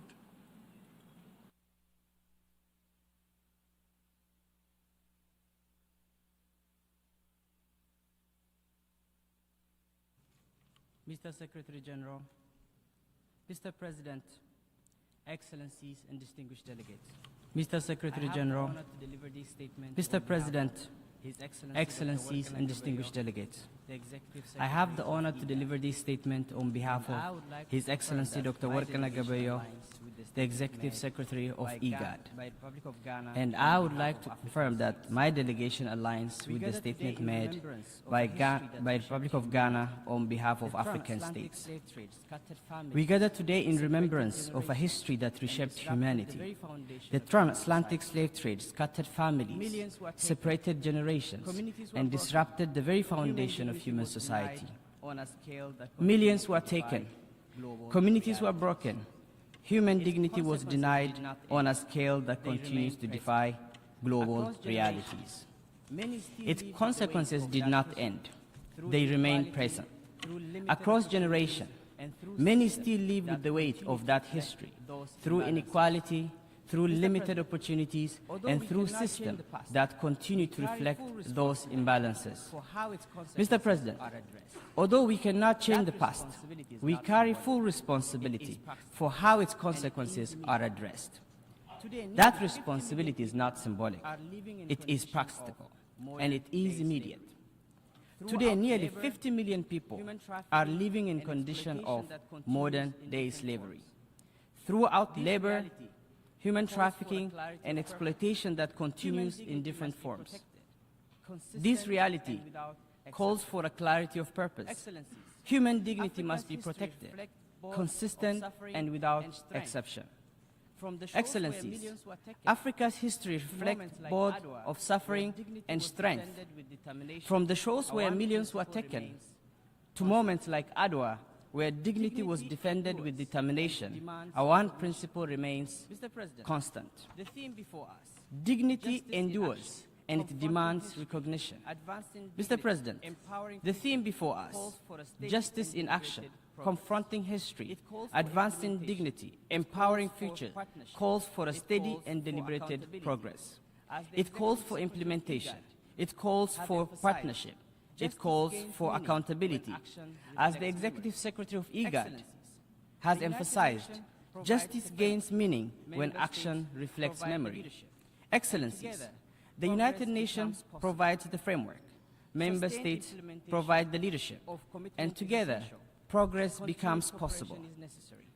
Sustained implementation of commitment is essential.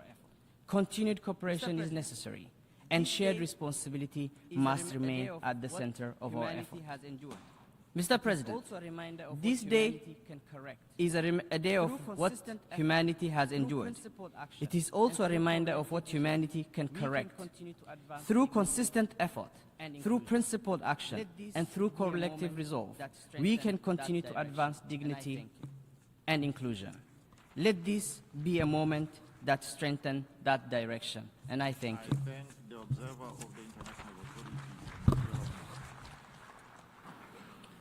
I thank the observer of the International Authority on Development. We have had the last speaker in this commemorative meeting. The Assembly has thus concluded its commemorative meeting to mark the International Day of Remembrance of the Victims of Slavery and Transatlantic Slave Trade.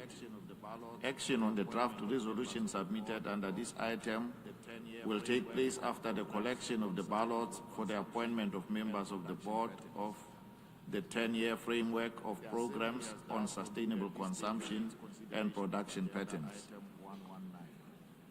The Assembly has thus concluded this stage of its consideration of Agenda Item 119. Sub-item 1 of Agenda Item 115 entitled The Assembly will consider Sub-item 1 of Agenda Item 115 entitled Appointment of Members of the Board of the 10-year Framework of Programs on Sustainable Consumption and Production Patterns. Members will recall that the Assembly, by its Resolution 67/203 of 21 December 2012, decided to establish the 10-member board, consisting of 2 members from each United Nations General Group, Regional Group.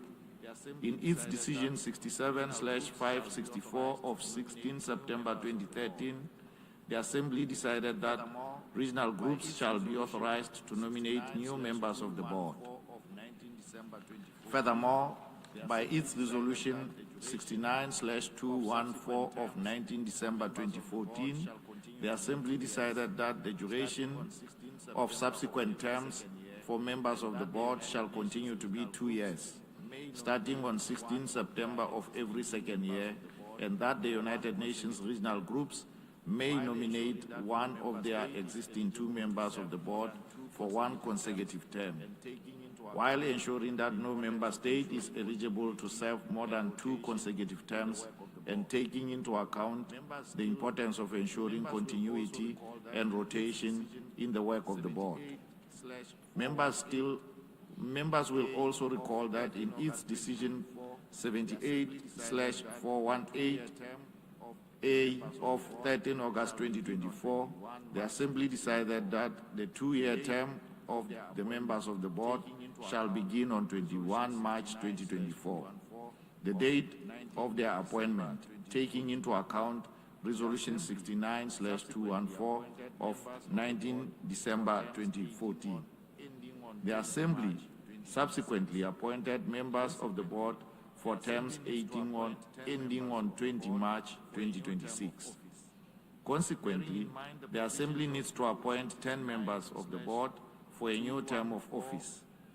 Bearing in mind the provisions of Resolution 69/214 as outlined above, I propose that the new two-year term of the members of the board shall begin on the date of their appointment, that is today, 25 March 2026. May I take it that the Assembly wishes to proceed accordingly? It is so decided. The 73rd plenary meeting held on 10 March 2026. In view of the request made at the 73rd plenary meeting held on 10 March 2026, the Assembly will now proceed to this appointment by secret ballot. With regard to the candidatures, I should like to inform members of the following nominations by regional groups. For the 2 seats from among the African states, only one endorsed state has been communicated, namely the Republic of South Africa. For the 2 seats from among the Asia-Pacific states, only one state has been communicated, namely India. For the 2 seats from among the Eastern European states, two states have been communicated, namely Hungary and the Russian Federation. For the 2 seats from among the Latin American and Caribbean states, the following 2 endorsed states have been communicated, namely Barbados and Mexico. For the 2 seats from among the Western European and other states, the following 2 endorsed states have been communicated, namely Finland and Germany. Before we begin the voting process, I should like to remind members that, pursuant to Rule 88 of the Rules of Procedure of the General Assembly, no representative shall interrupt the voting except on a point of order on the actual conduct of the voting. Any announcements, including those concerning withdrawals of candidatures, should therefore be made prior to the commencement of the voting process. That is to say, before the announcement of the beginning of the voting process. In addition, ballot papers will only be given to the delegates seated directly behind the country's nameplate. We shall now begin the voting process. Ballot papers marked A, B, C, D, and E will now be distributed, and the voting has thus begun. In accordance with Resolution 71/323 of 8 September 2017, the names of the states that have been communicated to the Secretariat at least 48 hours prior to the election today have been printed on the ballot papers for each of the regional groups. Only those candidates nominated by the regional groups are eligible for this appointment and are indicated on the ballot paper. I request representatives to use only those ballot papers that have been distributed and to put an X in the ballot boxes next to the names of states whom they wish to vote for. There shall be no write-ins. A blank ballot paper will be considered an abstention. If a ballot paper contains any notation other than votes in favor of eligible member states, those notations will be disregarded. I invite the representatives of the following states to serve as tellers and to accompany the conference officers as they collect the ballot papers. Brunei Darussalam, Ecuador, Italy, Lesotho, Montenegro, and Sweden.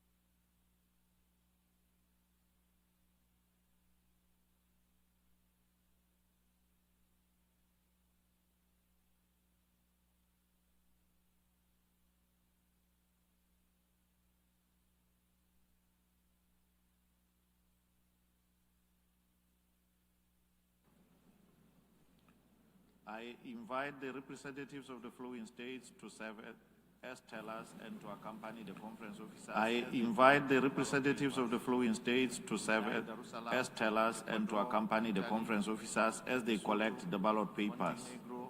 Brunei Darussalam, Ecuador, Italy, Lesotho, Montenegro, and Sweden. Please proceed to collect the ballot papers.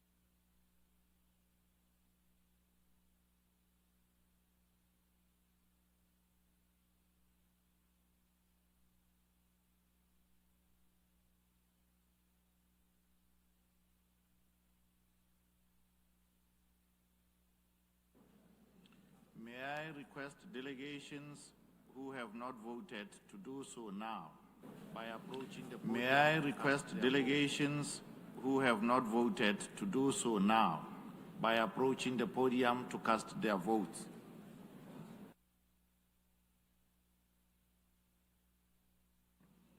The voting is now closed. No more ballot papers will be accepted. The voting is now closed.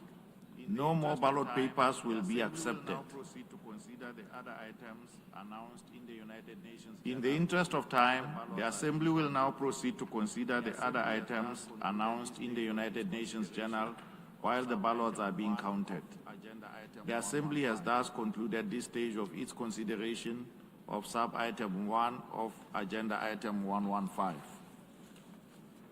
The Assembly will resume its consideration of Agenda Item 119 entitled The Assembly will resume its consideration of Agenda Item 119 entitled Commemoration of the Abolition of Slavery and the Transatlantic Slave Trade, to take action on a proposal announced in the journal.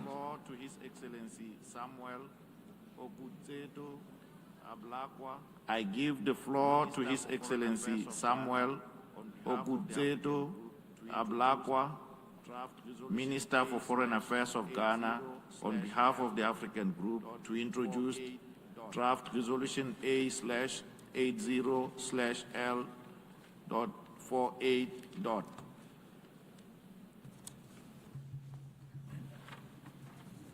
President of the General Assembly, Your Excellencies, permanent representatives, the President of the General Assembly, Your Excellencies, permanent representatives, distinguished delegates, today we gather in solemn reflection on the International Day of Remembrance of the victims of slavery and the transatlantic slave trade, a day when humanity pauses to remember millions of women, men and children whose lives were stolen, whose dignity was denied, and whose humanity was questioned, yet whose resilience reshaped the moral arc of our shared history. This day is not merely an act of remembrance. It is a call to conscience. It reminds us that memory without action risks becoming silent, and silence has never been the ally of justice.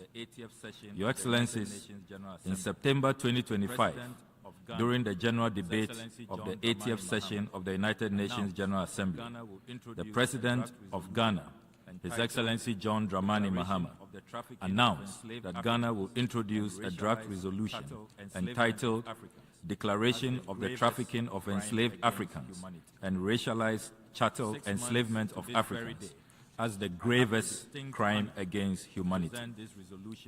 6 months to this very day, I have the distinct honor to present this resolution to the General Assembly on behalf of the African Group. This resolution does not create legal hierarchies of crime, as some have wrongly suggested. Neither is it about reopening history. It is about completing history.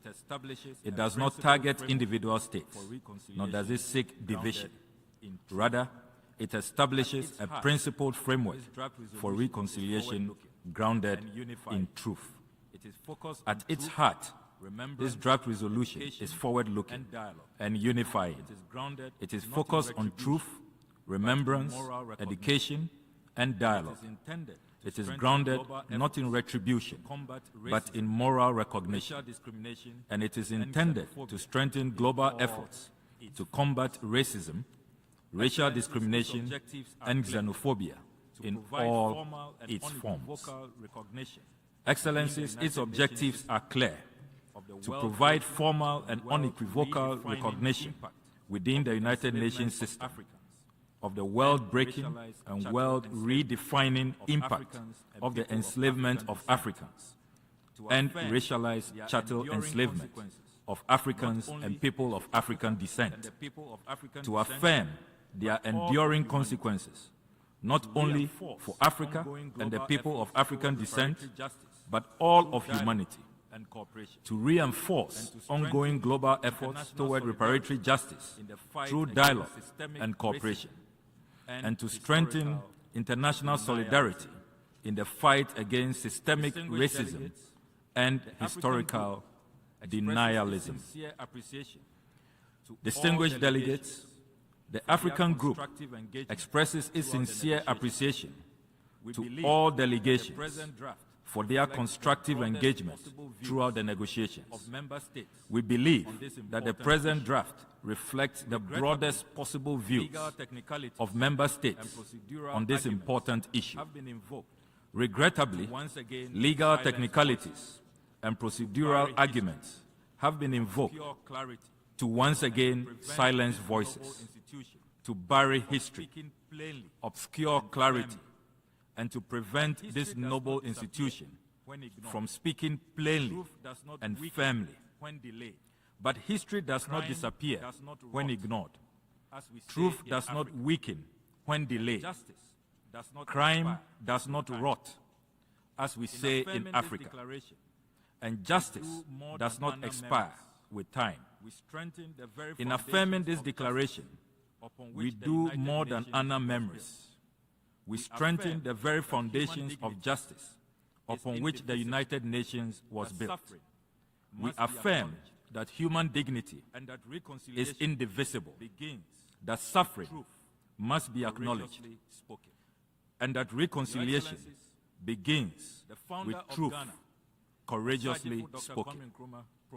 Your Excellencies, the founder of Ghana, Osajifo Dr. Kwame Nkrumah, proclaimed, quote, slavery was not born of racism. Rather, racism was a consequence of slavery. With this racial twist was invented the myth of color inferiority, unquote.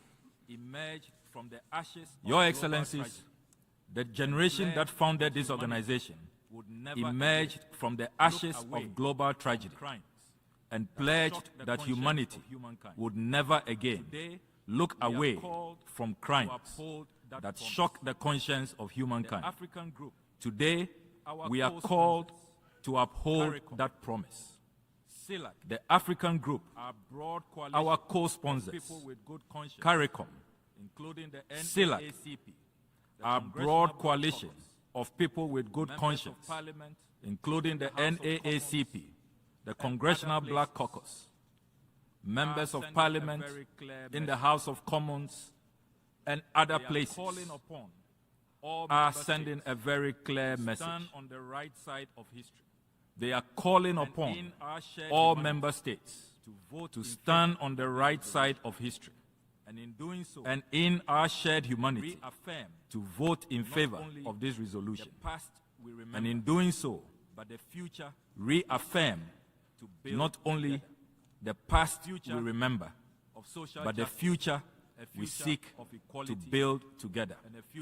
A future of social justice, a future of equality, and a future of mutual respect for human life. I thank you very much, Your Excellencies. I thank the Minister for Foreign Affairs of Ghana. I thank the Minister for Foreign Affairs of Ghana. We shall now proceed to consider draft resolution A/80/L.4A. The present oral statement is made. I give the floor to the representative of the Secretariat. Thank you, Mr. President. The present oral statement is made in the context of Rule 153 of the Rules of Procedure of the Assembly. The present statement has also been distributed to Member States.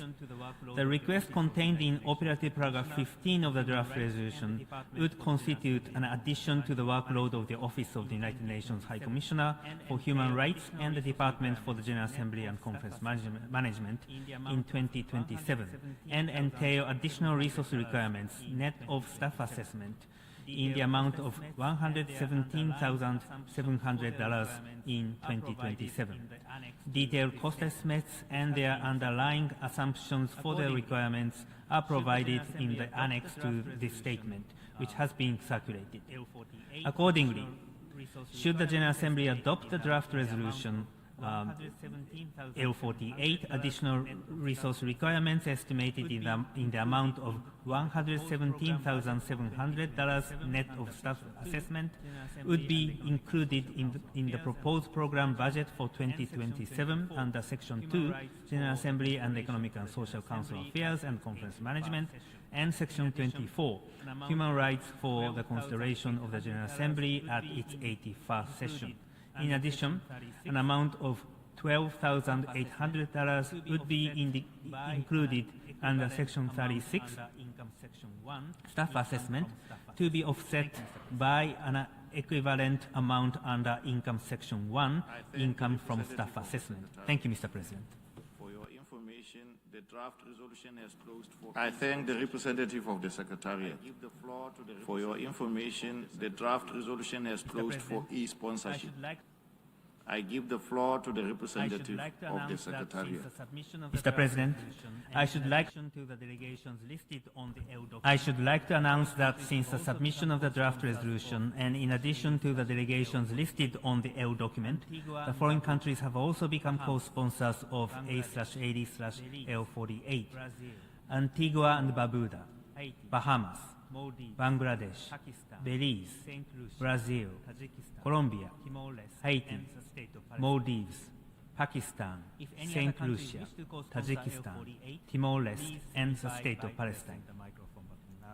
If any other countries wish to co-sponsor L48, please signify by pressing the microphone button now. I see Kyrgyzstan, the Philippines, Cameroon, although Cameroon is already on the L document. The Philippines, Cameroon, although Cameroon is already on the L document. Thank you, Mr. President. That concludes additional co-sponsorship. Thank you, Mr. President. For explanations of vote before the vote, may I remind delegations that they are... Before giving the floor for explanations of vote before the vote, 5 minutes. May I remind delegations that they are strongly urged to limit explanations of vote to 5 minutes, which should in any case not exceed 10 minutes and be made from their seats. To the distinguished representative of the United States. I now give the floor to the distinguished representative of the United States. Thank you, Mr. Chairman. The United States remains steadfast in its opposition and condemnation of historic... Thank you, Mr. Chairman.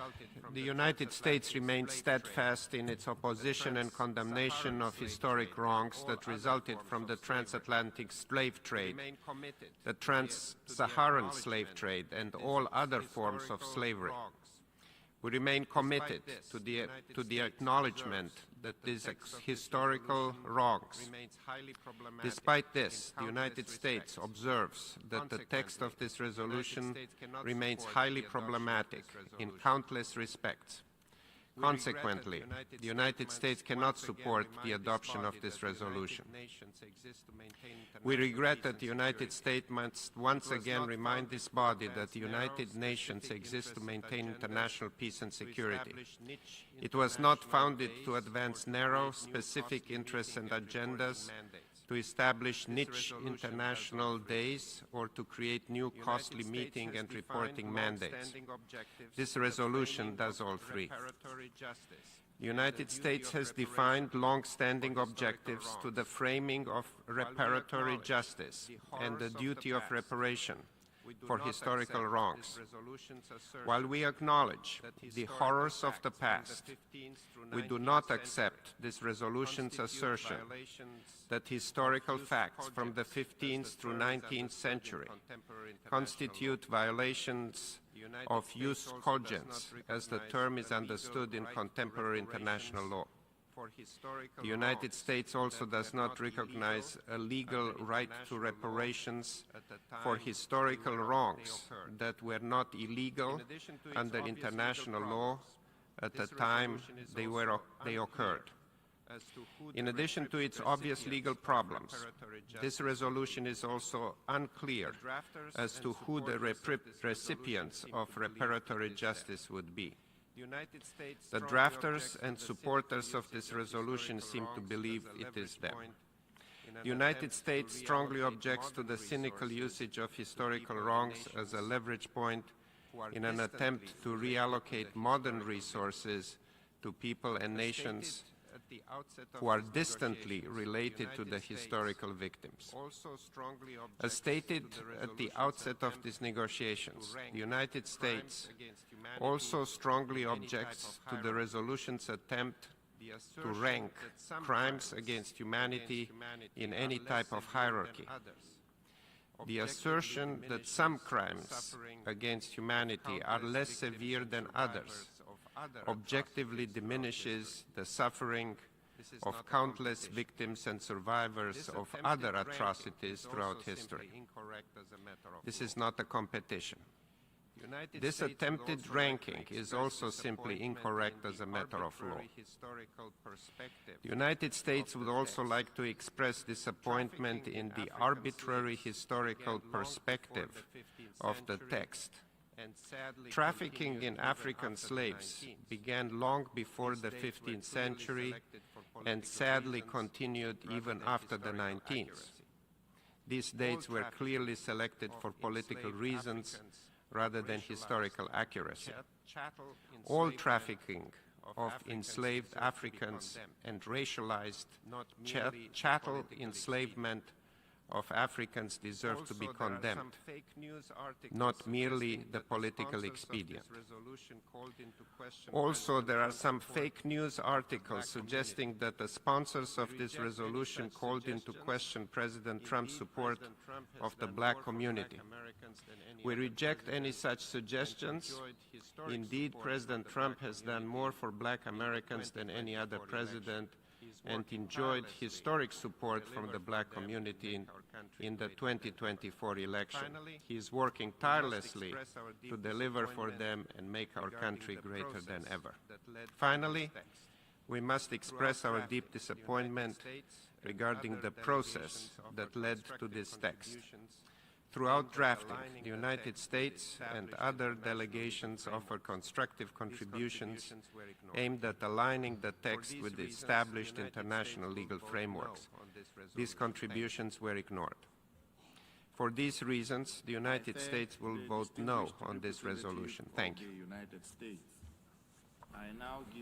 I thank the distinguished representative of the United States. I now give the floor to the representative of Cyprus on behalf of the European Union. To speak on behalf of the European Union and its member states. The candidate countries, Thank you, Chair. I have the honor to speak on behalf of the European Union and its member states.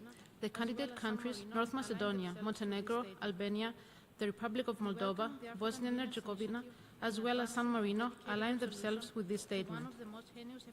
We welcome the African Union's initiative in advancing a dedicated resolution to one of the most heinous episodes in human history. The transatlantic slave trade remains an unparalleled tragedy, which lasted for over 3 centuries and involved unspeakable atrocities, affecting millions of Africans. It cannot and should not be forgotten. At the 7th Summit of the African Union and the European Union, last November in Angola, European and African leaders jointly recognized and profoundly regretted the untold suffering inflicted on millions of people as a result of the slave trade, colonialism, and apartheid. The EU is committed to shedding light on the history of slavery and the transatlantic slave trade, as well as their causes, consequences, and lasting impacts. It is our collective responsibility to learn from the wrongs of the past.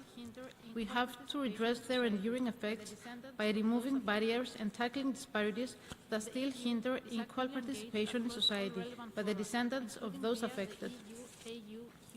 The EU is actively engaged across all relevant fora, including via the EU-AU Human Rights Dialogue process, to make progress on this issue.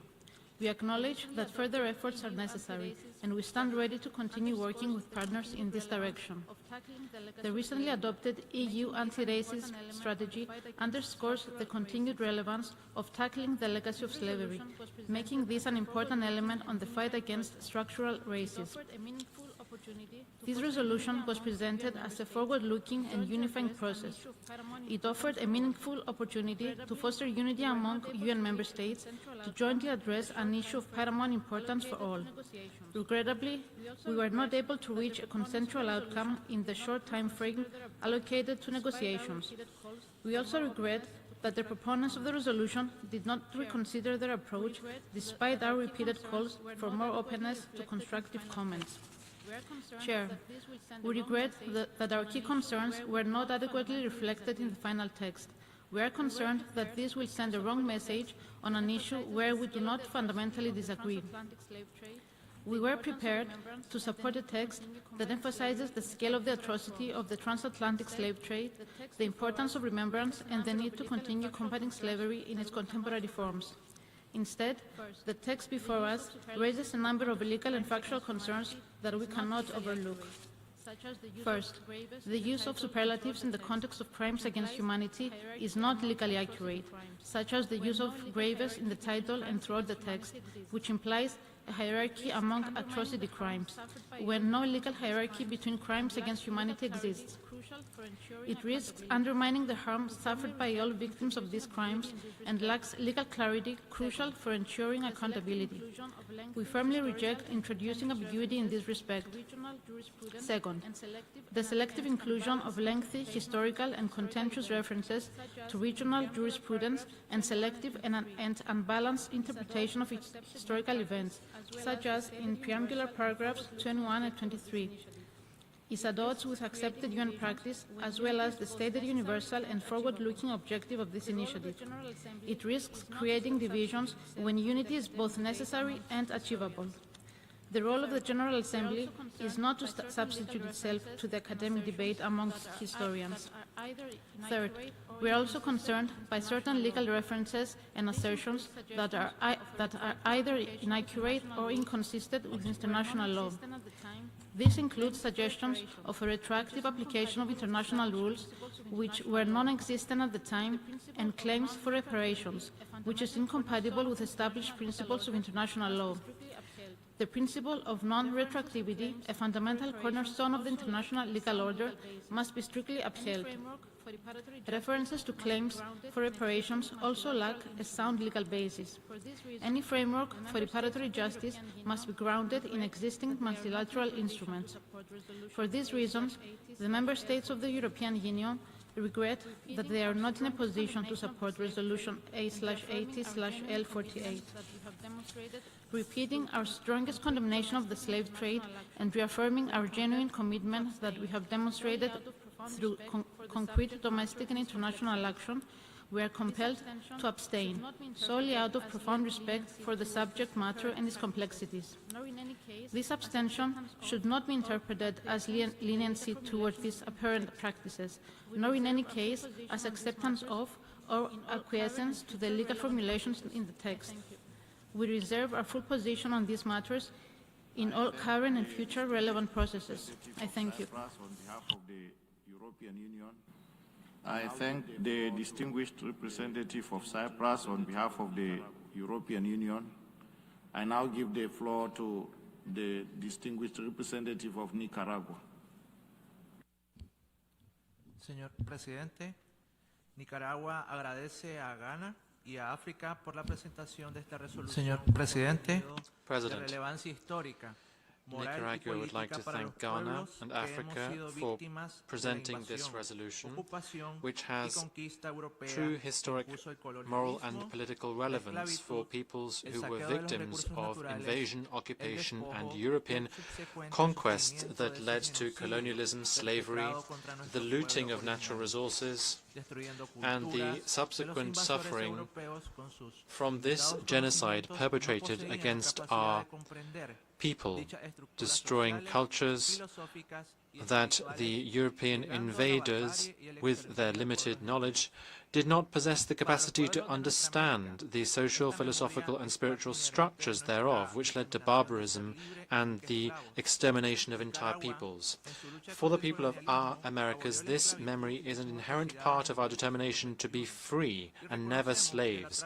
Nicaragua, in its struggle against colonialism, abolished slavery and its atrocities in 1821, and we recognize that the transatlantic slave trade of our African brothers and sisters and racialized slavery were one of the most cruel manifestations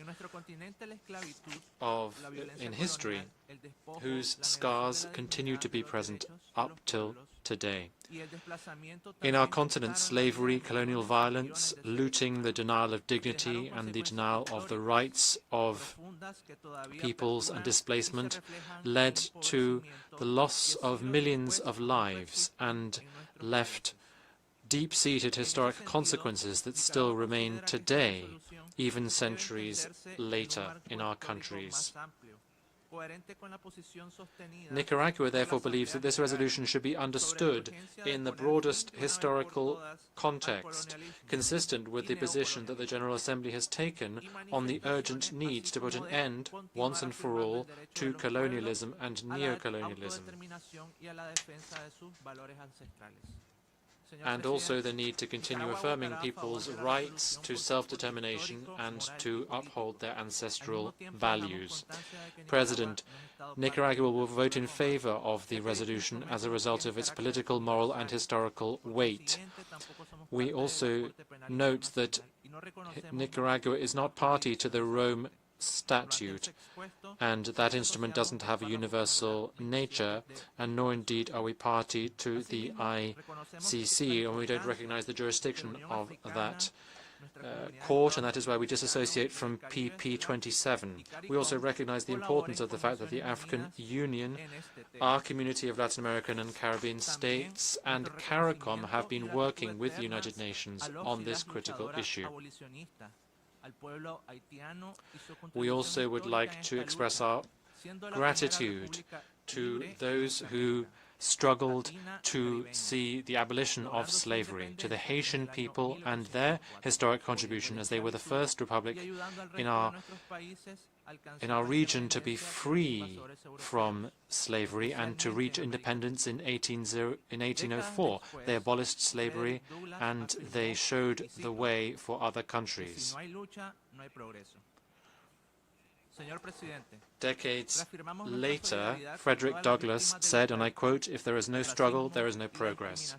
President, we reaffirm our solidarity with all of the victims of slavery, racism and discrimination, and we make clear our commitment to historic truth, dignity of victims, and the need for the international community to continue to address these crimes in order for there to be historic justice, redress and dignity, given the consequences and the legacy of slavery, the slave trade and colonialism. Thank you. I thank the distinguished representative of Nicaragua. I now give the floor to the distinguished representative of France. Monsieur le Président, la France souhaite expliquer le sens de son vote. Merci, Monsieur. Thank you, Mr. President.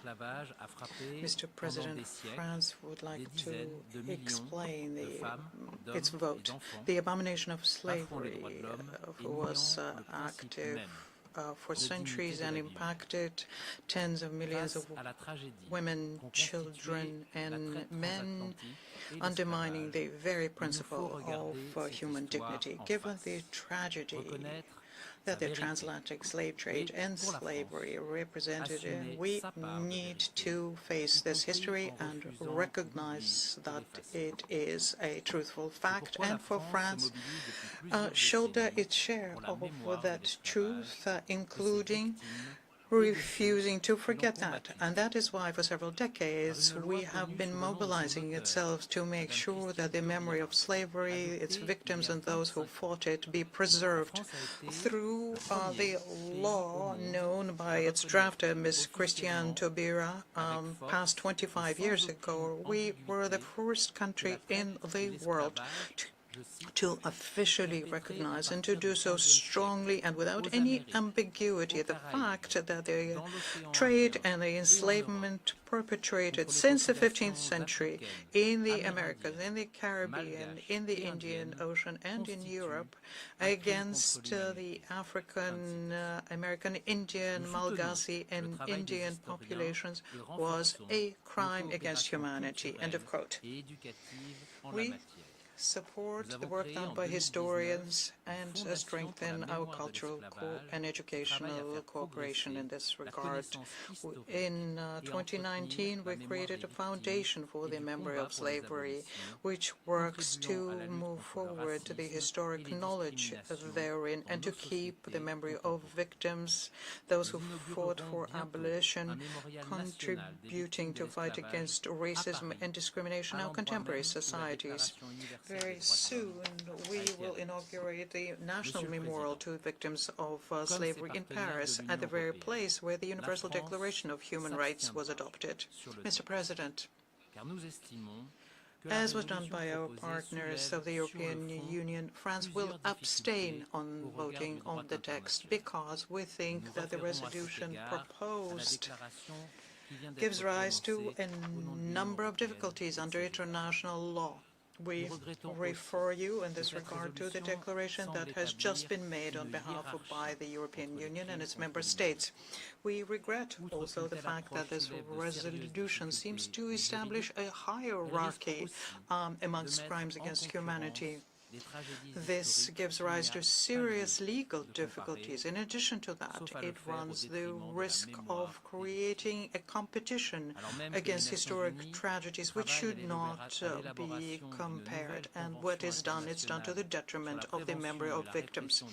At the time when the United Nations is working on the development of a new international convention on the prevention and suppression of crimes against humanity, it seems to us important to recall that any and all resolution from the General Assembly has to be centered in international law and a universal approach to human rights. I thank you. We have had the last speaker in explanation of vote. I thank the distinguished representative of France. We have had the last speaker in explanation of vote before the vote. The Assembly will now take a decision on draft resolution A/80/L48 entitled Declaration of the Trafficking of Enslaved Africans and Racialized chattel enslavement of Africans as a gravest crime against humanity. We shall now begin the voting process. A recorded vote has been requested. We shall now begin the voting process. Those in favor of the draft resolution A/80/L48, please signify. Those against and those in abstention. The Assembly is now voting on draft resolution A/80/L48 entitled Declaration of the Trafficking of Enslaved Africans and Racialized Chattel Enslavement of Africans as the gravest crime against humanity. Will all delegations confirm that their votes are accurately reflected on the screen? Has been completed. Please lock the machine. The voting has been completed. Please lock the machine.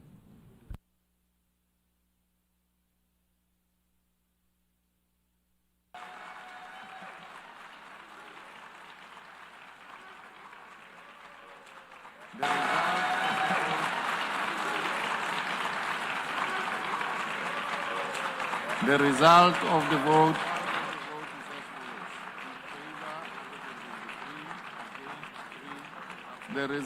the vote is as follows. In favor, 123, against 3, abstentions 52. Therefore, draft resolution A/80/L48 is adopted.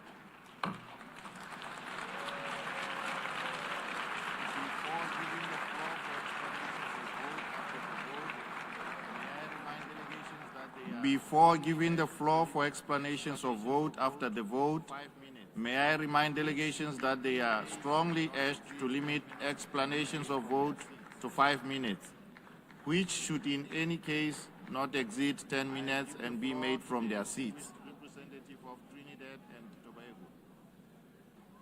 I give the floor to the distinguished representative of Trinidad and Tobago. Thank you, Chair. Excellencies. I have the honor. Thank you, Chair. Excellencies. I have the honor to deliver a statement on behalf of the 14 member states of the Caribbean Community CARICOM in explanation of our vote. CARICOM voted in support of this resolution because of our historical attachment to the issue of the trafficking of enslaved Africans and the racialized chattel enslavement of Africans. The recognition today by those member states that supported this resolution and the declaration is a critical first step towards redressing the injustices perpetuated over the 400 years of the transatlantic slave trade. In this vein, CARICOM remains a strong advocate for the advancement of reparatory justice for the historical atrocities perpetuated against our forebears during the period of colonialism and the transatlantic slave trade, as well as the persistent legacies thereof. CARICOM therefore reiterates our support in principle for this initiative undertaken by Ghana, on behalf of the African Union, to advance the issue of reparatory justice. Given the importance of this issue, CARICOM stresses that implementation of the resolution must be done in a collaborative manner and in full partnership with the entire membership. CARICOM commits to contributing to taking forward the implementation of this resolution in line with the region's priorities, including the 10-point plan for reparatory justice. We will continue to engage meaningfully in future discussions on this important issue, including on ways to take forward the important provisions contained in the resolution. I thank you, Chair. I now give the floor to the distinguished representative. I thank the distinguished representative of Trinidad and Tobago. I now give the floor to the distinguished representative of New Zealand. Thank you, President. It is clear from the grim testimony that we have heard today that slavery and the transatlantic Thank you, President. slave trade. It is clear from the grim testimony that we have heard today that slavery and the transatlantic slave trade were appalling tragedies of an historic scale that constitute grave violations of human dignity and of the fundamental human rights of its victims. New Zealand recognises the profound and lasting impacts of the transatlantic slave trade and thanks Ghana for its efforts in bringing forward this resolution. We acknowledge the historical legacy of the transatlantic slave trade and its lasting impact on many member states. And we welcome the importance placed on continuing education and awareness raising and the increased attention that commemorative events have brought to the issue. New Zealand supports proposals for meaningful, truthful and respectful dialogue among those most impacted, including reparatory justice and reconciliation through appropriate frameworks. We encourage the continued promotion of comprehensive educational programs, memorialization initiatives and research on slavery, the trafficking of enslaved Africans and racialized chattel enslavement of Africans and their consequences. We had hoped to be able to vote in favour of this resolution, but regrettably New Zealand was not in a position to endorse all aspects of the text presented today. New Zealand acknowledges the significance and horrific scale of transatlantic slavery, but it is not able to endorse a text that suggests a hierarchy of crimes against humanity and which has implications for other multilateral processes underway related to the progressive development of international law. New Zealand acknowledges the importance of restorative justice processes, including issues such as reparations, but believes these are more appropriately pursued through relevant judicial tribunals or agreed international legal forums. New Zealand was, unfortunately, not able to vote in favour of the text today, but we thank Ghana and the other co-sponsors once again for the resolution and reaffirm our support for meaningful dialogue, education and progress on addressing the impacts of the transatlantic slave trade. I thank you. I thank the distinguished representative of New Zealand. I give the floor to the distinguished representative of Peru. El Perú agradece a la distinguida delegación de Ghana. Gracias, Presidenta. Thank you, President. Que ha permitido retomar una reflexión Peru would seria like y to thank the necesaria distinguished delegation of sobre la Ghana for this esclavización y la initiative, trata de personas africanas. which has made it possible for Nuestro us voto es to undertake coherente a con los serious compromisos internacionales del analysis about the encaminados a un seriousness combate of firme para these la issues. erradicación del racismo Our vote y is sus consistent with the manifestaciones international estructurales. commitments that Peru has undertaken El Perú ha votado a favor in de este line proyecto with de our struggle to resolución, eradicate convencido racism de que la and trata all of its transatlántica structural de africanos manifestations. esclavizados, Peru el voted in sistema de favor of the draft esclavitud resolution. realizada We are convinced that the transatlantic slave trade of Africans and the system of racialized slavery were violations of human rights of such scope that they demand the attention of the international community today. Their consequences are still being felt today in our societies. Our vote is also an act of recognition to the Afro-Peruvian communities. Some 200,000 Peruvians identify as such in our territory. This constitutes about 4% of our national population. But their political, economic, social and cultural legacy goes beyond these figures, and it is part and parcel of our national identity. Peru has moved forward concrete policies in this domain, including the national policy for Peruvians of African descent going to 2030. But we'd like to make clear some interpretations of this resolution. First of all, we believe that the characterization of the transatlantic slave trade as the gravest crime against humanity contained in OP 2 and 3 is a reference to a particularly serious event in the past which occurred at a specific time in history. We recognize that in line with international law, the commission of an illegal act is something that, if it continues, there have to be appropriate guarantees of repetition and redress adopted. But we note that OP 6 to 8 can be interpreted as a call for constructive dialogue. But this is not in prejudice to the establishment of obligations that could be interpreted as legally binding. The quest for justice should be something that is accessible, universal and inclusive, free from all kinds of discrimination. The principles reaffirmed in this resolution should be a way of guiding states and should contribute to recognizing the dignity of human beings. Finally, we believe that, well, we would have preferred that a resolution on such an important issue should have been adopted by consensus. We reiterate our solidarity with all of those persons of African descent, and we particularly recognize the damaging legacy of slavery that persists today in a world where there is still racial discrimination as a result of this historical legacy. We will continue to work constructively in the context of this dialogue,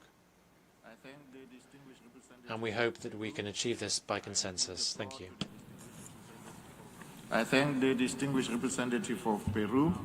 I give the floor to the distinguished representative of Liechtenstein on behalf of Switzerland and Iceland. Thank you, Mr.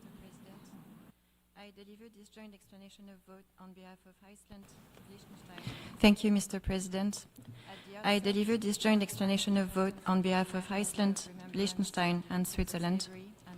At the outset, we underline the importance of the International Day of Remembrance of the victims of slavery and the transatlantic slave trade, and commend efforts to ensure that the profound suffering caused by the trafficking of enslaved Africans is never forgotten nor diminished. To address the enduring consequences of slavery crimes, Liechtenstein launched the Finance Against Slavery and Trafficking Initiative to combat modern forms of slavery and human trafficking. Against this background, the process leading to the adoption of this declaration is unfortunately a missed opportunity to broaden consensus and recognize the unprecedented nature of these crimes. We believe that more time and meaningful negotiations were needed to galvanize further support. Although we stressed our intention to support the spirit of this initiative, we, alongside others, raised concerns about inconsistencies of the declaration with international law. In particular, the qualification of the transatlantic slave trade as the gravest crime against humanity has no basis in international law and risk undermining the Rome Statute protecting civilian populations not only against enslavement, but also against other equally atrocious crimes against humanity. This is all the more regrettable as discussions on the inclusion of slavery crimes in the definition of crimes against humanity are taking place at the moment, both as part of the efforts to draft a convention on the prevention and punishment of crimes against humanity, and also within the framework of the Rome Statute. These discussions are essential to guarantee that such atrocities are not repeated and that modern forms of slavery do not go unpunished. For these reasons, while we strongly support the underlying objective of recognition, we were unfortunately not in a position to vote in favor of the resolution as adopted. We remain committed to engaging constructively and support the remembrance of the transatlantic slave trade consistent with international law. I thank you.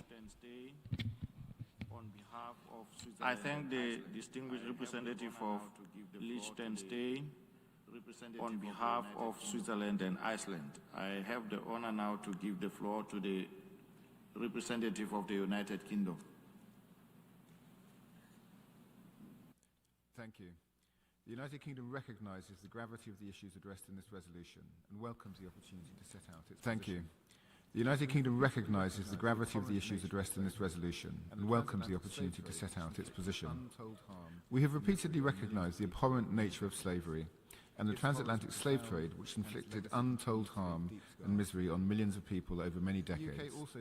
Its horrors were profound, and its legacy continues to leave deep scars today. The UK also believes that only by acknowledging and discussing collectively the most painful elements of the history that we share with other nations, including the transatlantic slave trade, can we come together in a spirit of solidarity and mutual respect to respond to the challenges that we all face today. The UK remains committed to that goal. That is why we engaged constructively throughout the negotiations on this resolution in the hope of reaching a consensual-based text. However, despite our efforts, our concerns have not been taken on board. The UK continues to disagree with fundamental propositions of the text and therefore, regrettably, could not vote in favour of it.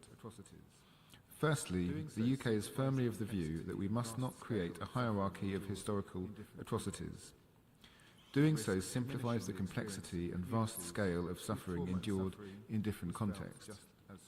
It risks diminishing the experiences of communities whose trauma and suffering was felt just as strongly.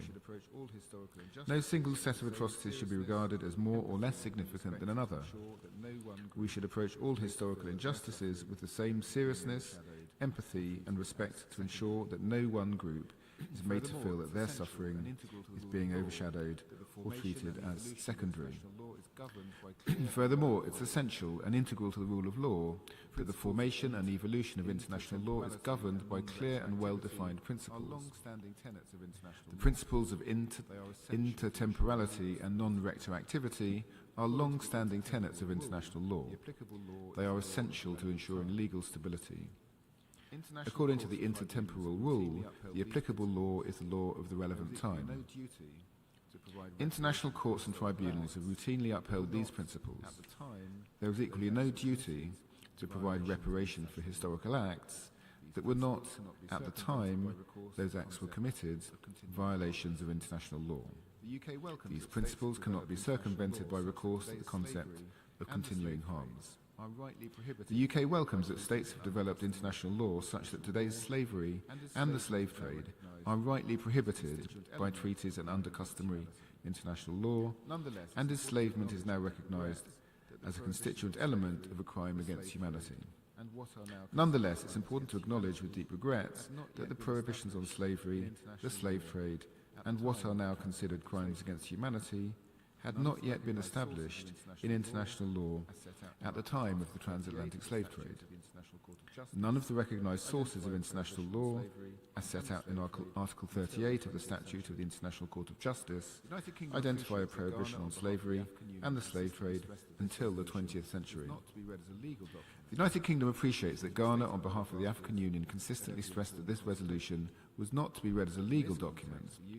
This was restated by the drafters at every informal consultation. In this context, the UK and others offered specific language to move the text away from legal to political discourse, while still reflecting the sheer gravity and horror of the acts. Member States also suggested the text should be considered by the Sixth Committee.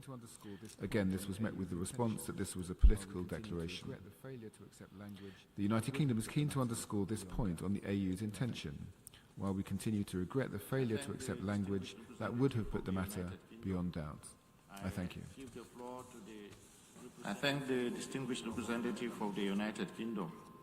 I give the floor to the representative of the Kingdom of the Netherlands. Remains firmly committed to addressing racism and discrimination. We share the importance. The Kingdom of the Netherlands remains firmly committed to addressing racism and discrimination. We share the importance that the African group attaches to the lasting consequences of slavery and the transatlantic slave trade. We fully recognize the profound injustice of this history and its continued impact today. In December 2022, the Prime Minister of the Kingdom of the Netherlands offered formal apologies for the actions of the Dutch state towards enslaved people in the past, who suffered as a consequence of those actions everywhere in the world, as well as to all their descendants up to the present day. In July 2023, His Majesty King Willem-Alexander apologized for the Netherlands' slavery past. As a member of the European Union, we engage constructively in the negotiations on this resolution, and we greatly appreciate the efforts by Ghana and the African Union to bring forward this important initiative. In this vein, I would like to also say that we align ourselves with the statement delivered by the EU, and we sincerely regret that no consensus could be reached on a formulation that addresses key legal and substantive concerns. Having said that, the Kingdom of the Netherlands cannot support references that suggest the retroactive application of international law, including the implication of a legal obligation to provide reparations for acts that were not a violation of international law at the time they were committed.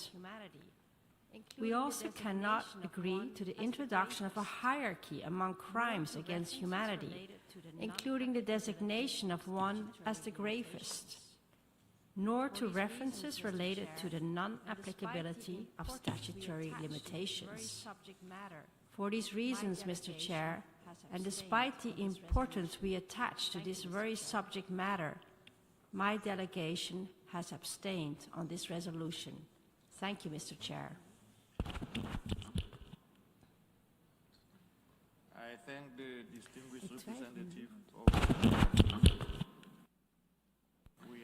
I thank the distinguished representative of the Netherlands.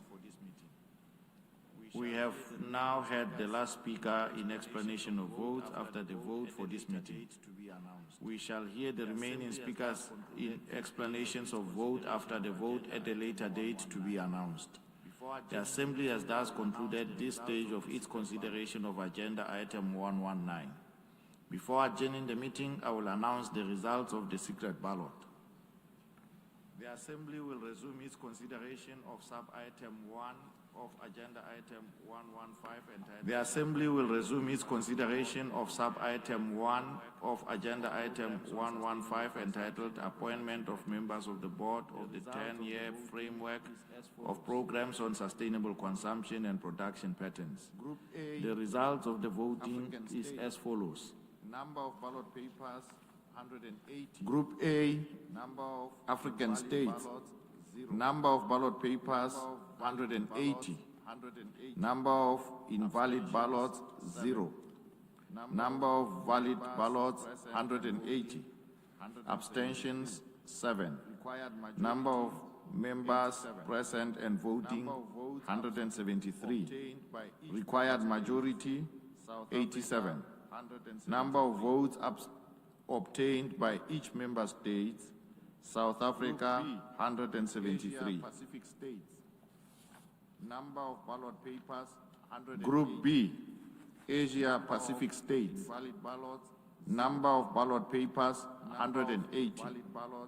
Number of invalid ballots, 0. Number of valid ballots, 180. Abstentions, 4. Number of members present and voting, 176. Required majority, 89. Number of votes obtained by each member state. Group C, India, 176. Number of ballot papers, 180. Group C, Eastern European states. Number of ballot papers, 180. Number of invalid ballots, 0. Number of valid ballots, 180. Abstentions, 7. Number of members present and voting, 173. Required majority, 87. Number of votes obtained by each member state. Hungary, 158. Russian Federation, 126. Number of ballot papers, Group D, Latin American and Caribbean states. Number of ballot papers, 180. Number of invalid ballots, 0. Number of valid ballots, 180. Abstentions, 6. Number of members present and voting, 174. Required majority, 88. Number of votes obtained by each member state. Barbados, 173. Mexico, 168.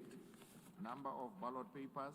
Group E, Western European and other states. Number of ballot papers, 180. Number of invalid ballots, 0. Number of valid ballots, 180. Abstentions, 11. Number of members present and voting, 169. Required majority, 85. Number of votes obtained by each member state, Finland, 168. Germany, 166. The following states have thus been appointed as members of the board of the 10-year framework of programs. The following states have thus been appointed as members of the board of the 10-year framework of programs on sustainable consumption and production patterns for a term beginning on 25 March 2026 and ending on 24 March 2028. Barbados, Finland, Germany, Hungary, India, Mexico, the Russian Federation, and the Republic of South Africa. I thank the tellers for their assistance. Members are reminded that the following vacancies remain to be filled for a term beginning on the date of the appointment and expiring on 24 March 2028. 1 member from among the African states and 1 member from the Asia Pacific states. The Assembly has thus concluded this stage of its consideration of Sub-Item 1 of Agenda Item 115. I thank the interpreters for the extension granted. The meeting is therefore adjourned.